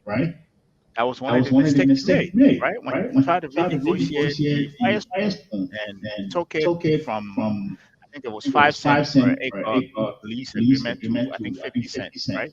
His changes were so drastic that it kind of silenced it. So this is somebody who knows the history of that country. Say, hey, these concessions over time is our fault if we did the wrong thing. With the administration that was in place. But moving forward, if any other concession are signed, we're going to make sure that the Liberian people have a bigger interest in that than what we currently have on the table. Right. Okay, thank you. Zeke? Yeah. Do you support Joe Bogai? No, I don't. Oh, okay. Just asking. Yeah. Maybe he. No, I support Tiamon Gonglo. I know he's not a money picture you are showing me. Yeah, I mean, the pundits are saying that he's not among the top 3, so we might be wrong. Yeah. In any case, I want to go back to the question that you have raised about the current circumstances in the region, the implication for Liberian elections to begin with. Because I think this is important. The leader of the coup in Niger, they say he was a peacekeeper before. Liberia has sent peacekeepers to Mali as well. The chief of staff of the armed forces of Liberia has been he's been making a lot of political speeches, something I don't think he should have been doing. So we have to be mindful about those developments, because our army has even though we say we have a new army, but we're not sure where the army loyalty really lies. So we need to walk this step very, very gingerly, because if we don't have a free, fair, and violence-free elections, we don't know what the future may hold for us. So we need to be very careful about ensuring that these elections are free, fair, and transparent, as well as non-violent. I know that you said previously that what we've been hearing in the news about the skirmishes between CDC people and Unity Party people may be an isolated incident. We hope that it is true and that we don't see more of these kinds of violence. But again, as Gabriel had mentioned also, we have a high rate of unemployment among young people in the country. And young people can become cannon folders very easily. We've heard also that a number of political parties in Liberia, specifically the ruling party, is forming militias. So what are the intentions? Their whole military physique, the beret here, the beret there, that kind of militarism is creeping into our politics. We don't need to be wearing military regalia when we contest in political spaces, and so we need to be mindful of that as well.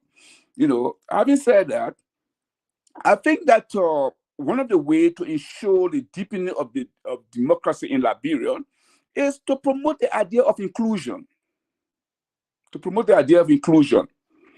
And if you look at the last 50 years of Liberian history, the Southeast has produced 3 different presidents: Totman, Doe, and now we are.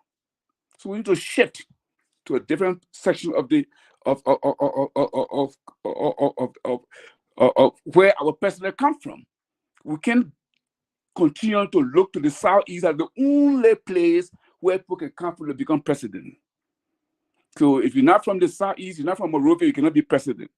We need to shift that because we want to be faithful to the idea that inclusion is part and parcel of the entrenchment of democracy in our country, such that no matter where you come from in Liberia, you should be able to occupy the highest office in the land. That's part of the inclusion we're talking about. So for a purpose of inclusion and faithful to our history, we need to shift that to another part of the country. Now, why do I support Tiawan Gonglo? I've known Tiawan Gonglo for more than 40 years. You know, we lived together in the Simon Greenleaf Hall at the University of Liberia dormitory. We also belong to the same fraternity, the Young Catholic Student Movement. You know, both of us went to Catholic school. Both of us are Catholic, and I've known him. What does he bring to the table? One, he's extremely well educated. He's an economist and a lawyer. Tiawan Gonglo is the premier human rights lawyers in our country. He has stood against tyranny under Doe, Torbert, and he served in the Salif government with distinction and withdrew his services once he knew the government was heading in the wrong direction. He's lived in the country throughout his life, so he understands and knows what the problems in Liberia is. I know a lot of people, they say, oh, they broom he carrying, you know, they make mockery of that. And you see, and that's part of our problem, because we don't endorse simplicity, we don't endorse humility, we don't endorse competence. And we need to be mindful of that, because the people who stood out the best in our history, our Pope was a simple man. He stood up. So then we start talking about Abba Pope. There are people who held higher offices than Abba Pope. Nobody remembers them today. So I think that idea of humility, Tiawan brings that to the table. They say, oh, Tiawan does not have money. But that's the point. He's here to serve. He's not here to give people money, you know? I don't support Mr. Cummings because I think that the same ideas that people are propagating for why Cummings should be president, they said the same thing about Salif. She said in the corporate world, she was at City Bank in Nairobi, she was Equator Bank in DC, same thing. Corporatism has a way of taking away the dignity of people because they privilege corporations over people. So we gotta be mindful of that. The whole thing about Coca-Cola, what is Coca-Cola known for? Coca-Cola is known for obesity in America. You know, Mr. Collins came to Liberia, Coca-Cola factory in Liberia closed down. You know, people say that after the Bible, the most popular thing in the world is Coca-Cola. So it's not a difficult thing to be in Coca-Cola and sell Coca-Cola because you get addicted to Coca-Cola. So that's not a real, or it's not the kind of experience I would like to see come to the leadership in Liberia. I've met Mr. Collins once. Mr. Cummings once. We talked for probably an hour. And I told him some of these things I'm saying right now. The other issue is just the political association that he has, the ANC. The ANC is a faction of the CDC. Same people, just different temperament. You know, Rachel Gould is the founder of ANC. So how different would they be in terms of who is going to be in the government, you know, of our ANC government? Who's going to be there? Because you have to be mindful that the people in government are the ones who are going to implement government policy.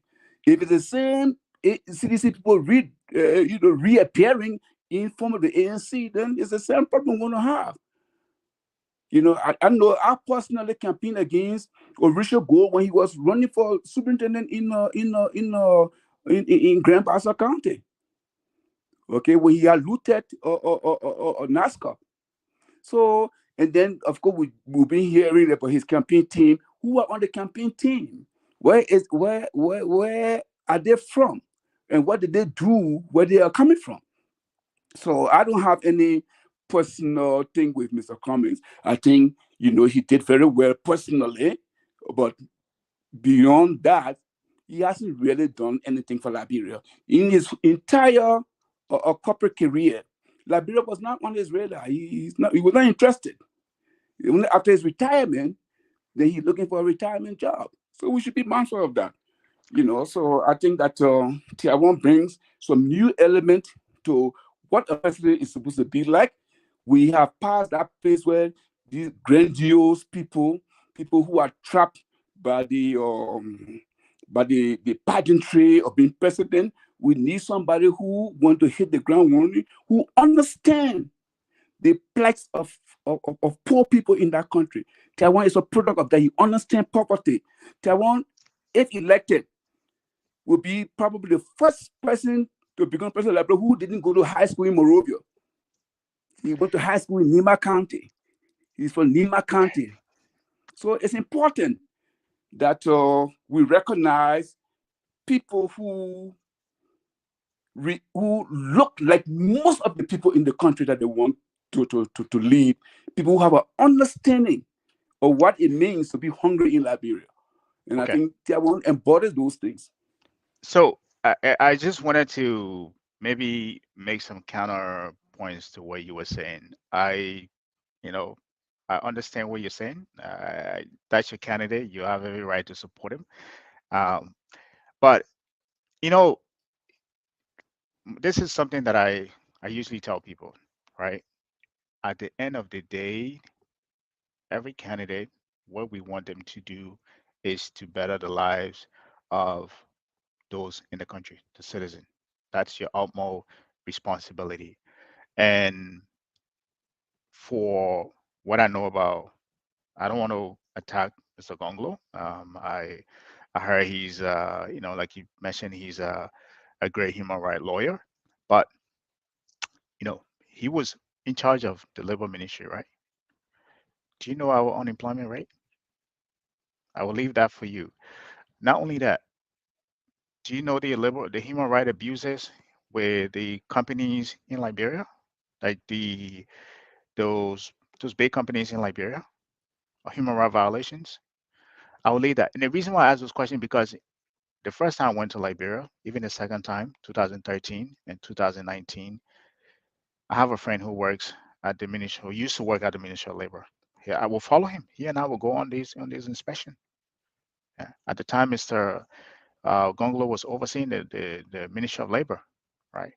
And the level of abuses that absolutely up to now, it still happens, of abuses that used to take place in there at the time that he was overseeing that.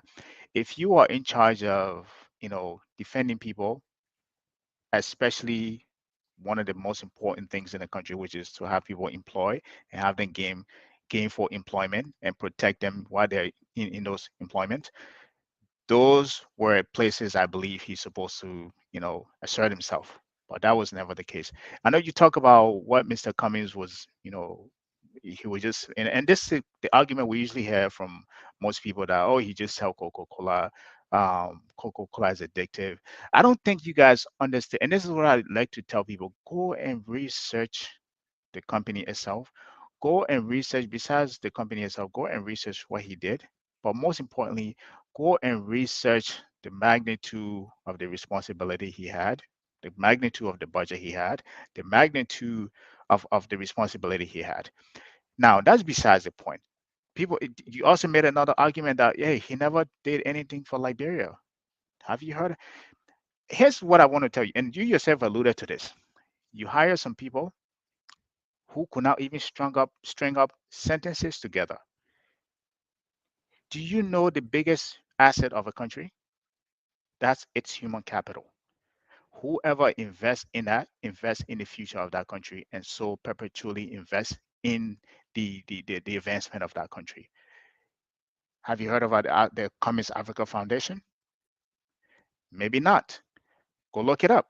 If not, have you heard about his tech program, the school that he built, the computer tech program?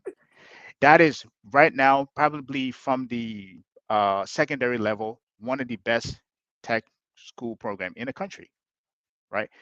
You can tell, what I usually tell people is, when somebody get to power and we start realizing that, hey, this person wasn't like this. Why are they becoming like that? No, you can always see people who they are before they get to where they are. We just don't care to pay attention to it.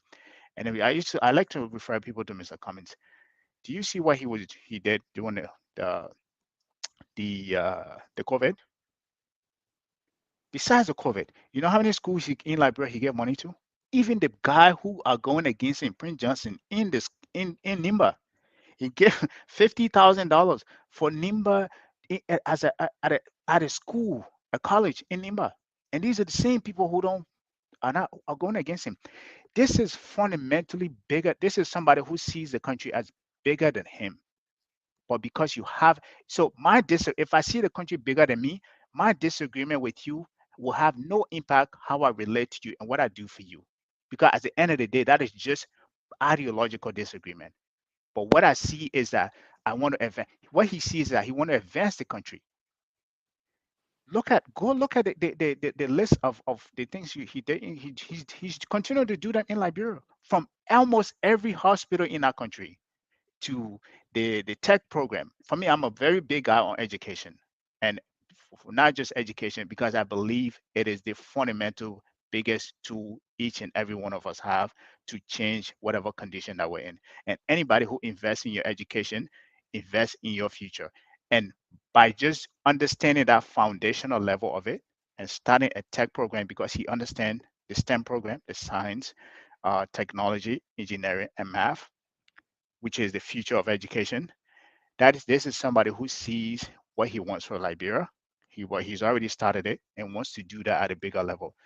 You also made another point that we want to see somebody not from the Southeast region or Monrovia become president. Now, do I disagree with you? No, I don't disagree with you. I believe so, because you can say, hey, the reason why I say that because of the history of the people that came from the Southwest, the Southeast region. I will agree with you. I'm from the Southeast region too. I'm from Maryland. Tubman, it wasn't my favorite president. Tarbert is.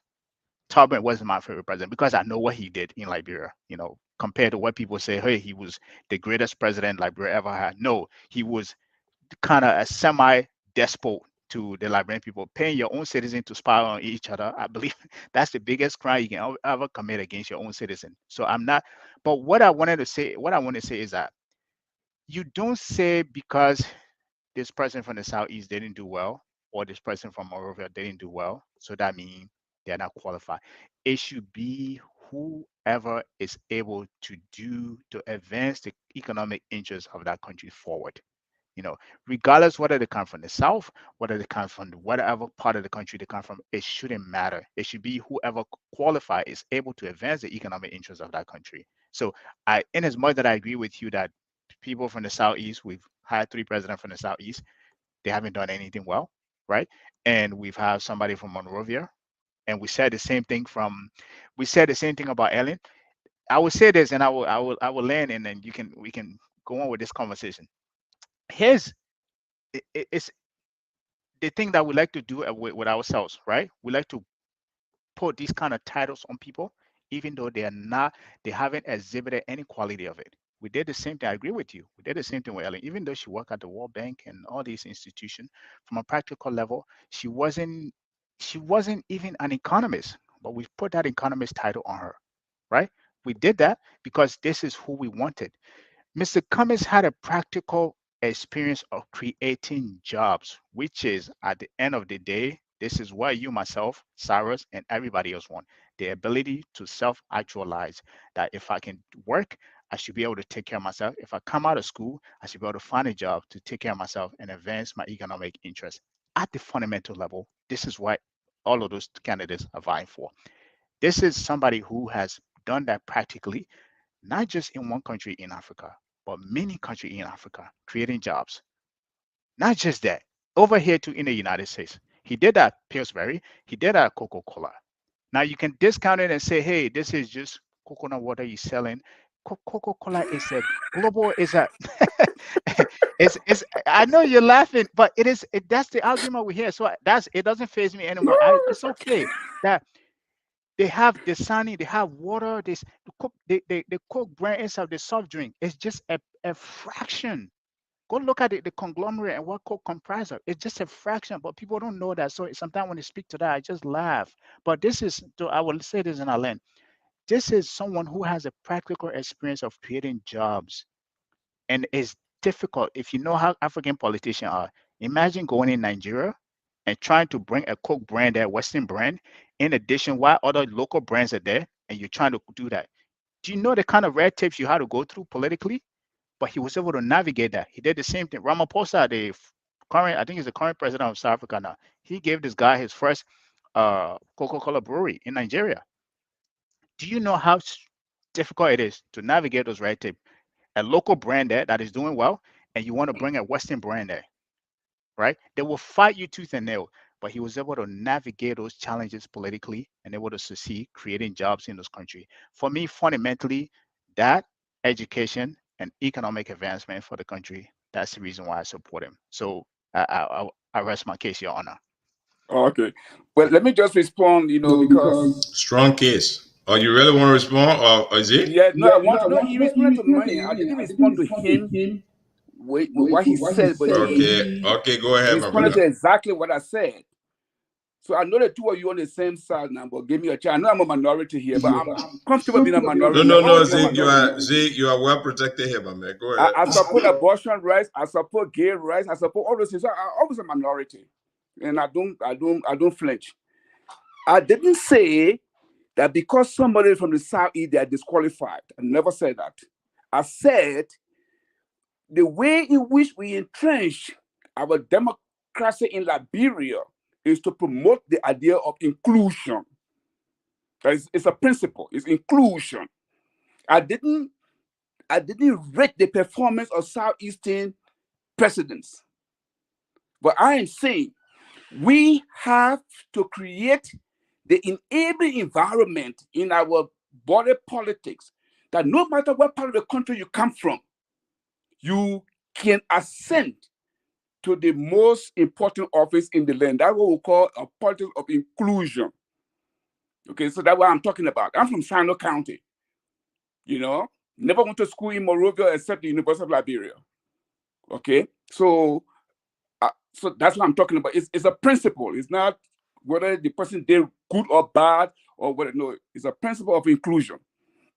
The other point here is that, yeah, he may have done all the job creation, but he come to Liberia, Coca-Cola factory is closed. My sister works for Coca-Cola factory, she's jobless now. So he didn't create job in Liberia, Coca-Cola factory in Monrovia. We are importing Coca-Cola now. We had a factory. Now, if we say that Western corporatism in Africa undermine African governments, then why are we promoting Western products in Africa? It's an oxymoron. No, but Cummins doesn't. But Zeke, just to correct that, Cummins doesn't work for Coca-Cola now. No. That's what you're using to promote him. So if they are viable or company in Nigeria that are producing a product, why would you want to supplant them? Why don't you encourage the Nigerians to do for themselves what we're talking about here?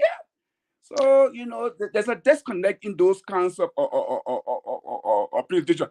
Look, I was in Liberia since 2003. I've been in and out of Liberia almost on a yearly. I worked for international NGOs in Liberia. I worked for local NGOs in Liberia. So I know of the Common Foundation. I know the head of the Common Foundation. So I'm familiar with all of these things. I'm also familiar with what Coca-Cola does. And I'm not, anyway. The point here is that, and we're promoting specific candidates for different reasons.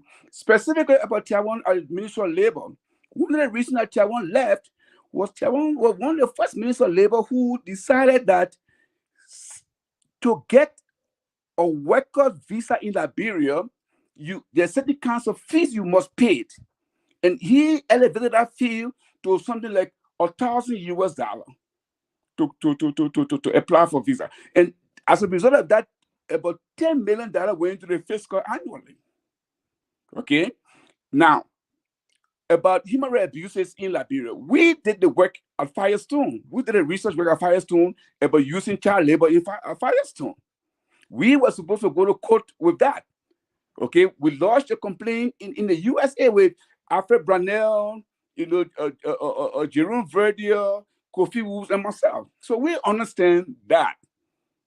Okay, and we work on that. So I will just stop here because I think that my point here is that Liberia is for all Liberians. We can't be looking to CWA to produce our president all the time. We cannot be looking to the South to be producing our president all the time. We need to give all parts of the country the opportunity to run the country. Yeah. Do you believe in second chance? Huh? I don't know what that means. I know that the first impression is a lasting impression. There's a reason why I ask you that question, and I wanted to answer your argument about inclusion, right? And this is something that Mr. Cummings always talks about. In this country, when I'm in this country where I am, it's very big proponent of second chance. That means somebody does something, they have that ability to give them a second chance for them to restart their life and improve themselves again, right? Now, I know people always make the argument that the people that are around Mr. Cummings or people within the ANC are ex-sedition or whatever you want to call it. I mean, we can make that argument as to but this is something that speak to Mr. Cummings' ideology about inclusion, right? These are people that if you and I were, or not maybe you and I, people maybe in the other political party, they will cast them out. Hey, because you were in this party before, or because you've done such and such, meaning that you cannot be a changed person anymore. So yes, so they will cast them out. But these are people, and the reason why he brings these people around is because, hey, I know the value that I have. I know what the standard to which I will hold you to, despite of your past. I know that if you were, God forbid, and this is something he actually said, he said, God forbid somebody close to me makes such a mistake, I will make an example out of them, right? So despite this narrative that, oh, because of the people around him, that means they're going to do the same thing. No, this is somebody who holds people accountable, And I can say this to always like to bring this back to his time in Coca-Cola, right? There's never been a case where you ever heard him that, oh, he, kind of, was lenient towards certain people within within the organization. So that's the reason why I ask you whether you're a proponent of second chance, because I think that's the kind of inclusion that he's bringing. Usually in our society, we will cast people like that on the side. Hey, you are in the government, you are in such and such, you don't have the ability to be in power anymore. You should not come near power anymore. But if we want an inclusive government and a country going forward, we have to make sure that every Liberian, despite of their past, is able to be given a second chance to prove themselves. And if they do, in any way is accused of certain level of corruption, they will bear the full responsibility of the law, and that's the kind of mindset that he takes. And this is why you see those people around him, So you cannot say you're for inclusion, but then you say he should be, casting out people. These are Liberians too, whether you want to deny them or not. The same thing we do with the Zocos. These are the people that will live with us. We call them Zocos, but these are people. These are the consequences of our decision in our country that turn them into Zoco. We can't cast them out. We have to include them, right? So the same thing with people that have committed crime before. We can't cast them out. We have to include them within our government if they do want to show the ability to serve. That's the way I believe every one of us should look at this thing, as opposed to saying, hey, you are in this political party, you belong to that tribe, you belong to this one, you cannot be. No, it's an inclusive form of government, and I believe that's the kind of same ideology that Mr. Cummings shares. Yeah. Ezekiel, you wanted to add something to it before I think that we were agree to disagree on these things because there is something people call carpet crossing. There are people who are in the CDC and are in the UP. So the 19CDC, the CDC spokesperson, how they call himself? Eugene Fagon? No. The official spokesperson for the campaign now. Oh, Eugene Nambe? Kanye Bala. Oh. He was in CDC, let CDC go to Liberty Party, then Liberty Party go to CDC. So this is the cross campaign all the time. That's not inclusion. These are political opportunists. You know, when I speak about inclusion, I'm talking about a paradigmatic shift. About in Nigeria, one of the good things about Nigerian constitution is that they have a provision where if during this term the president is from the north, the other time the president comes from the south. I think that's how we try to promote social cohesion.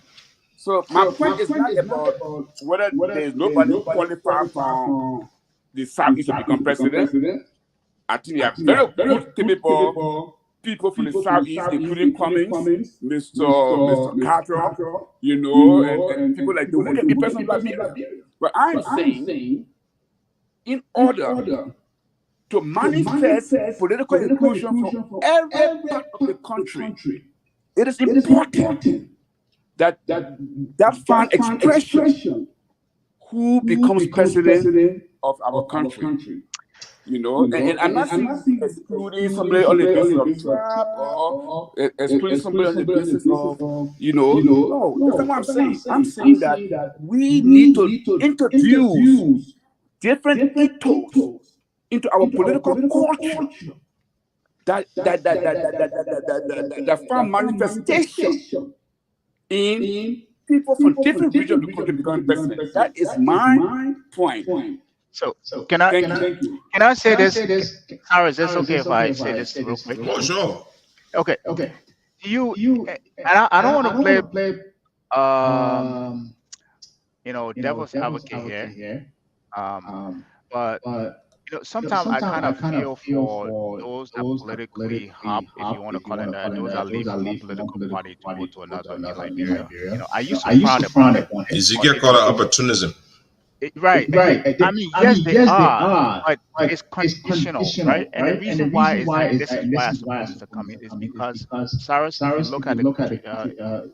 Paiwo, if you look at the country Liberia, we don't have jobs. Right? There's no jobs in the country. So this is why when somebody leaves the government, they will wait on the sideline, start waiting for the next person who's coming in the government, who's becoming the next hat, and then they jump right behind them. God, there's no, let's say you leave the government, there's no private sector you can go into. You know what? I'll just leave the government. I'm going to go teach at this institution. I'm going to start a company. I'm going to get money at this company. Or I'm going to work for this big corporation in the country. There's no such thing. You can count on big corporation in Liberia. The government is the biggest employer. So this is why when this change happened, those that leave the previous ones, they just put on the sideline and they wait for the next president to next election cycle, and then they throw themselves right behind them. I used to find it funny as you could. But if you look at the economic landscape now, that's all they can do. Yeah, that's all you can do. Look at it. I have most of them in the state, right? Some of them leave and they wait, go back. Do you think if we had a viable private sector in our country, right? Do you think these people will care anything about government? They will leave the government or work for private institutions and don't even have any in the government, right? Another thing you mentioned in Nigeria, I didn't know this when you said it. That is now, it's not even democracy anymore. That is the power structure. If you say, hey, this election will come from the southeast. The next one is going to come from the northwest. The next one is going to come from the east or whatever.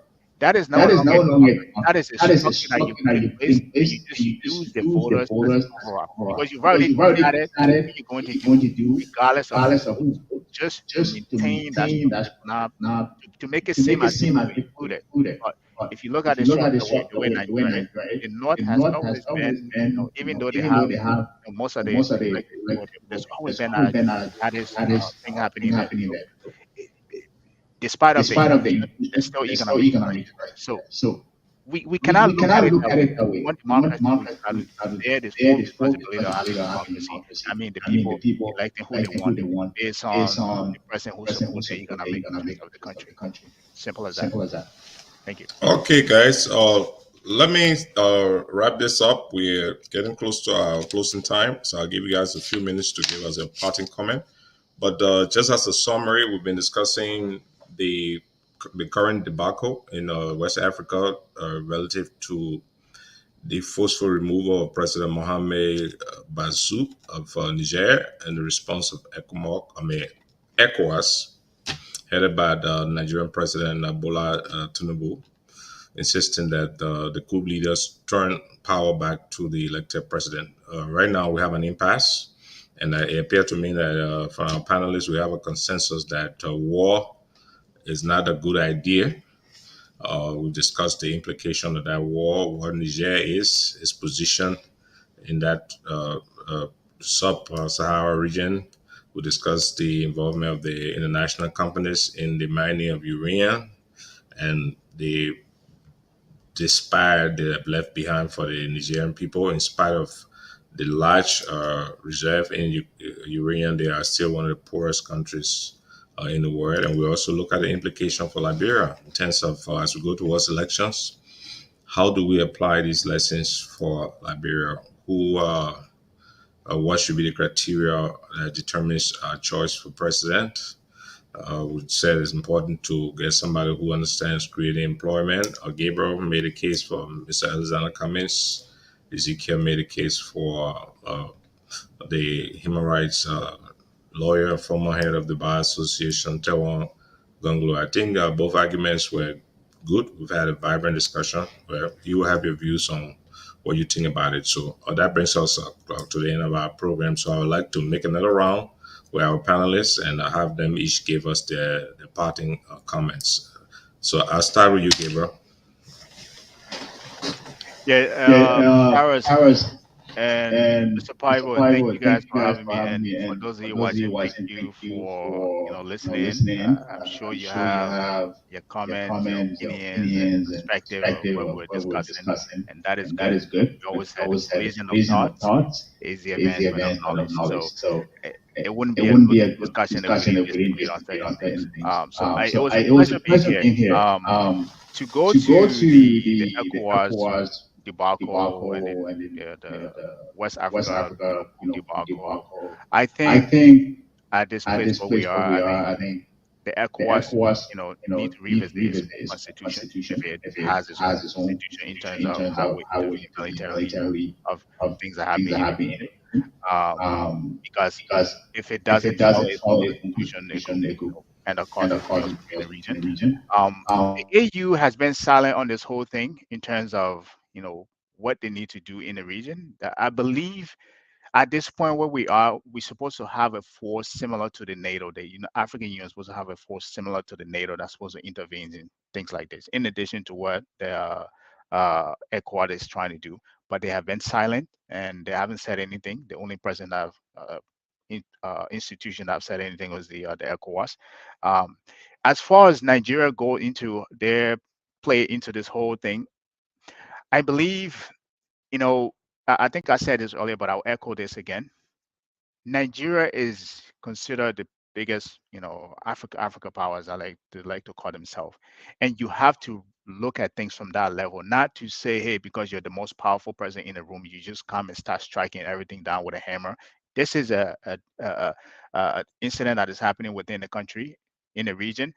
I will first thing, hey, call the guy within the young guy who just took over.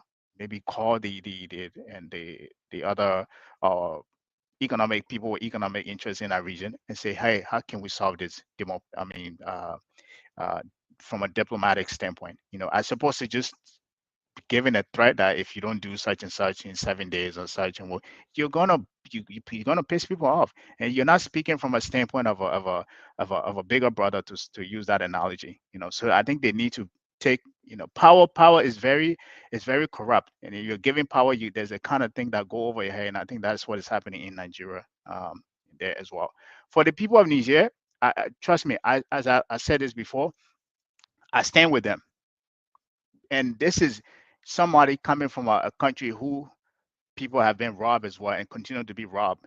There come a point where you have to take matters into your own hand. You cannot have that level of resources and you watch it being extracted over 50 years or more, and yet your people continue to be poor. At the end, yes, you might be free, but from an economic standpoint, like the video we just saw, the people are economically they're not liberated. They're free people within their country, but economically they have trapped. And this is why those the young Nigerian are fighting about. You know, that's why they took matters into their own hand.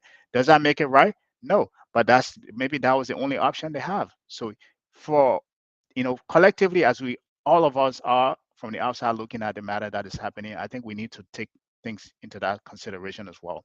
If you were in that position, what would you do? But also, if you had economic interest in our country, what would you do? And as somebody who wants peace in our region, you will look at it from the diplomatic route. So that is my point on that, and I'll leave it for that for now. And again, thank you guys for having me. It's a pleasure being on. Thank you, Gabriel. Thanks a lot. Zeke? Thank you very much for having me as well. Thank you, Mr. Gabriel Carla, for the very useful conversation. About the topic, I'm a Pan-Africanist, and also I'm a pacifist. I'm opposed to war and opposed to coup d'etat. I don't care what the basis is for coup d'etat. If we have elections, this may have only been in office for 2 years. The problems of the uranium in that place has been for more than 50 years. We didn't expect him to change it in 2 years. We give the mandate of the people must be respected. Everywhere where the people had opportunity to vote, the vote must be respected. The person must run the country to the end of the term. And if you don't like it, you put them out of office. That is the constitutional reality in Niger. So I oppose coup and I oppose warfare. I believe a negotiable settlement is possible. It may not happen. It didn't happen in Egypt. It didn't happen in Zimbabwe. It has not happened in Guinea. It has not happened in Mali. It didn't happen in Burkina Faso. It may not happen in Niger. But that doesn't mean it shouldn't be pursued. But Liberia, we can all agree disagreeably. But one thing we all agree upon, we need to invest in our people. We need to add value on our exports. We need to industrialize. And we need to improve the material condition of our people. Whoever can make that happen, we have our support. But in these elections, we have our choices. So we will put our check mark to the person that we want.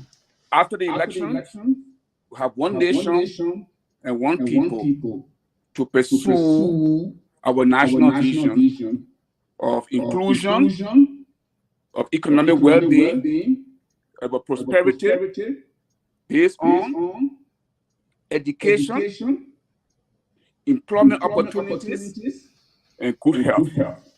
Thank you for having me. Thank you very much, both Gabriel and Ezekiel. And I'll leave us with this. There's no way we can achieve all that without good leadership. And in the democracy, good leadership is determined by good judgment of the electorate. I go back to Ibrahim Touare, the captain from Burkina Faso, who has asked the question. He says he's 35 years old. He sees all the mineral wealth in the world come from Africa. Yet, African leaders get on the plane to go to beg for aid. And Africa remains poor, even though Africa has abundant sunshine, abundant water, abundant young people ready to work. Why is that so? And he's asking for a new paradigm, a new set of relationships between Africa and the rest of the world. Bob Marley had that same notion, and he mentioned that in one of his songs called Babylon System. It's a vampire. So thank you for watching Election Central tonight. I'm going to leave you with Stephen Marley doing her father's song, Babylon System.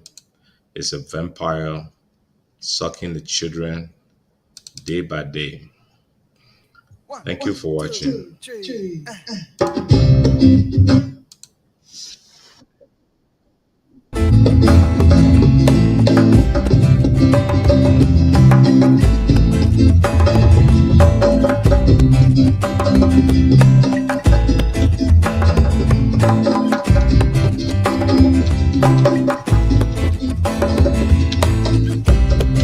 We refuse to be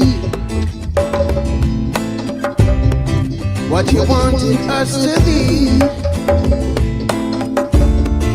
We are what we are. That's the way it's going to be. If you don't know, you can't educate for no equal opportunity. Talking about my freedom, talking about my freedom, people freedom and liberty. Yeah, yeah, we've been treading on a wine press much too long. Rebel, rebel. We've been taking for granted much too long. Rebel.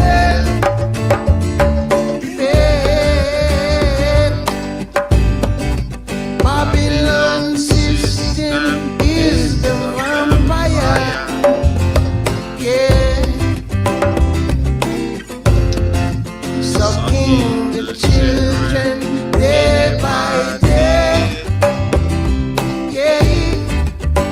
Me said the Babylon system is the vampire, falling empire, sucking the blood of the sufferers, yeah. Building church and universities, oh yeah. Deceiving the people continually, yeah. Me said them graduating thieves and murderers. Look out now, them sucking the blood of the sufferers, yeah. Tell the children the truth. Tell the children the truth. Tell the children the truth. Come on. Tell the children the truth. Tell the children the truth. Tell the children the truth. Tell the children the truth. Come on and tell the children the truth. Tell the children the truth, cause they're now treading on a wine press much too long. Rebel, rebel. We've been taking for granted